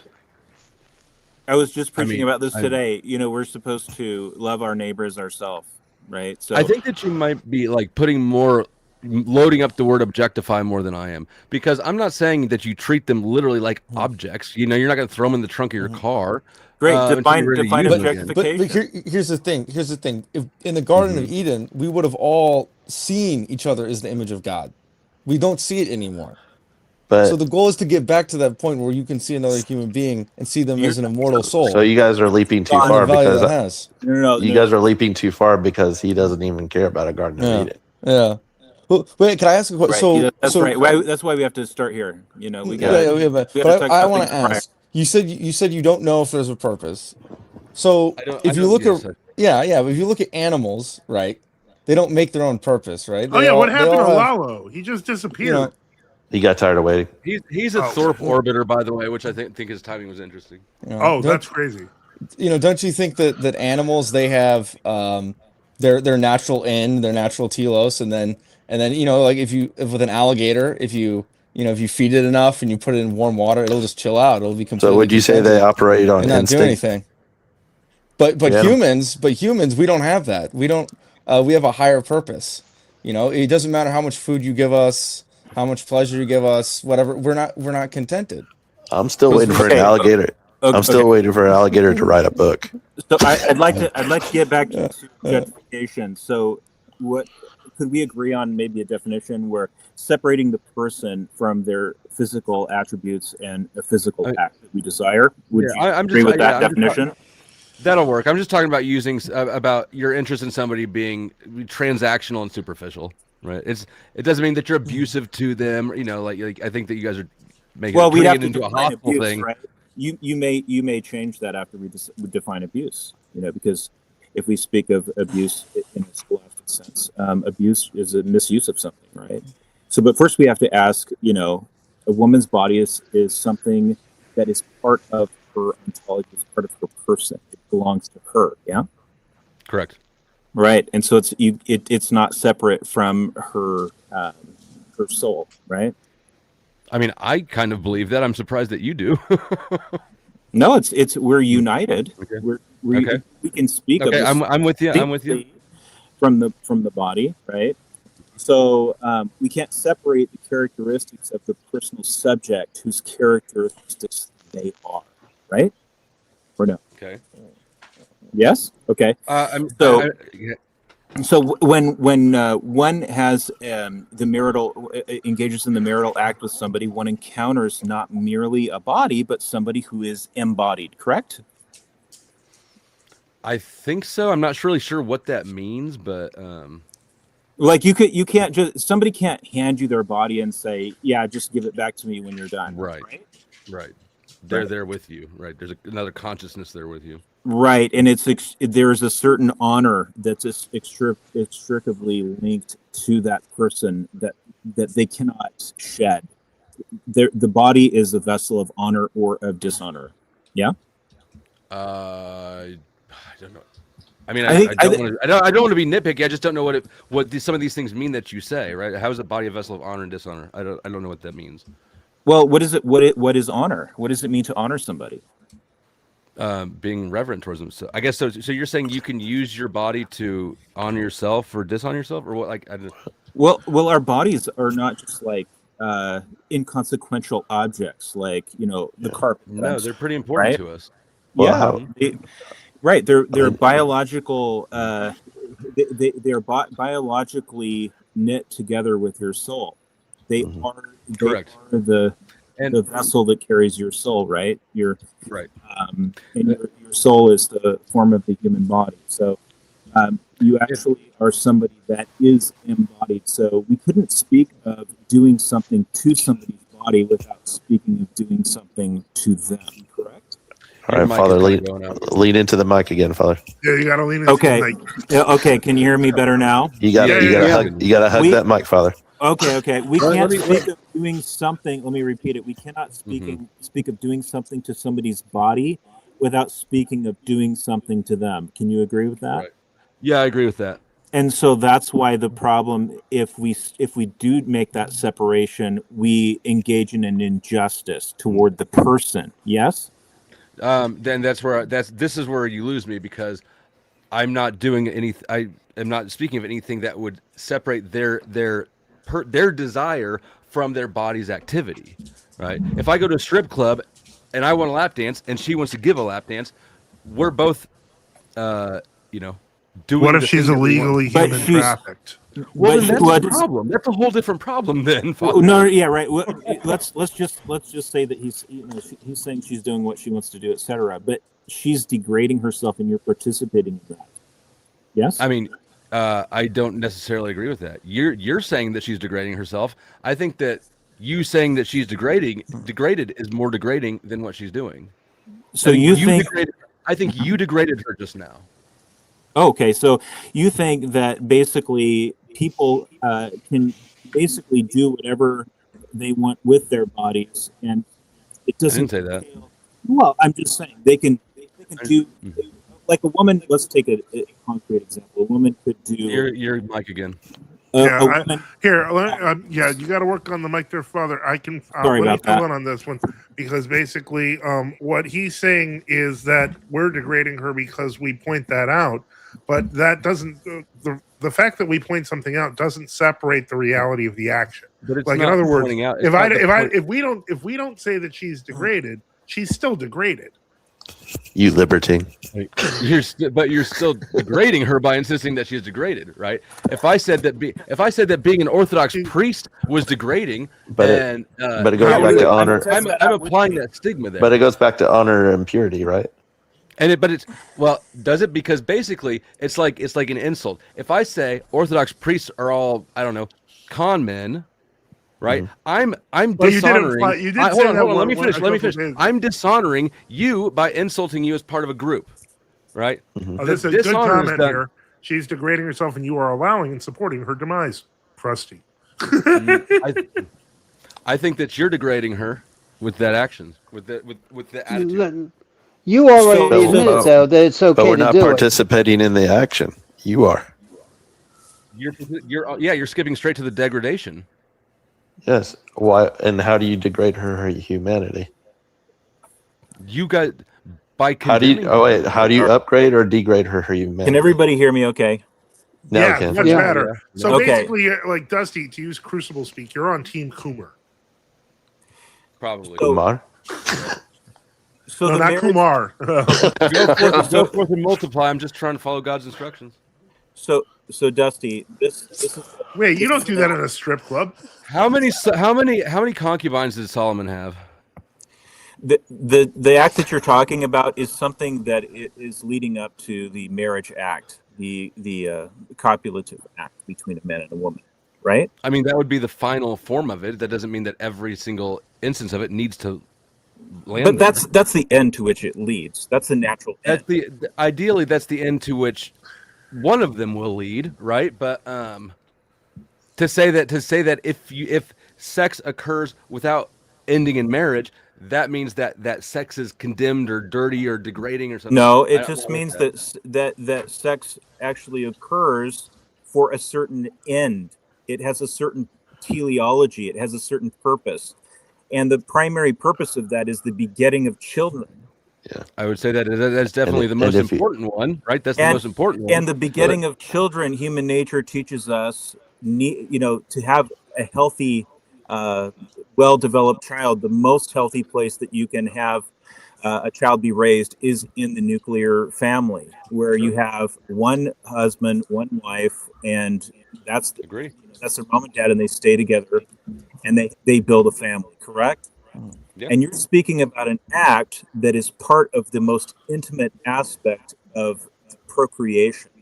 But what you're speaking about is you're saying it's okay for somebody to arouse a man up to a certain point with her body. You can't see how this is dishonorable. You have no concept. No, that I don't. Dishonorable. No, it's not dishonorable. And the reasons that you give for why it's a problem, you're not actually staying on the action itself, right? If we're talking about a stripper, right? The action leads to the consequence. Sometimes. No, it's designed. There's always a consequence. Does your wife approve of you having another woman lap dance? The reason the guy wants it is because he wants to get. That's a fair question. That goes to the end for which, Here's he's okay with it. So here's a thought. So if you go, wait, what? If you wait, hold on. Too many. Hold on. What did he say? Yes, I'm allowed to go to strip clubs now. I don't do it much. I haven't done it in years. But okay, well here's a thought. So if you were a biologist and you went out. Well, that's Father Joseph. That's why it won't work between us. You're too controlling. Yeah. What? Okay, that went too. That's weird. That was a weird comment. Yeah, I'm feeling uncomfortable. But the good news is it's 11:30, which means we're done. And so I'm gonna just say first off, thank you to everyone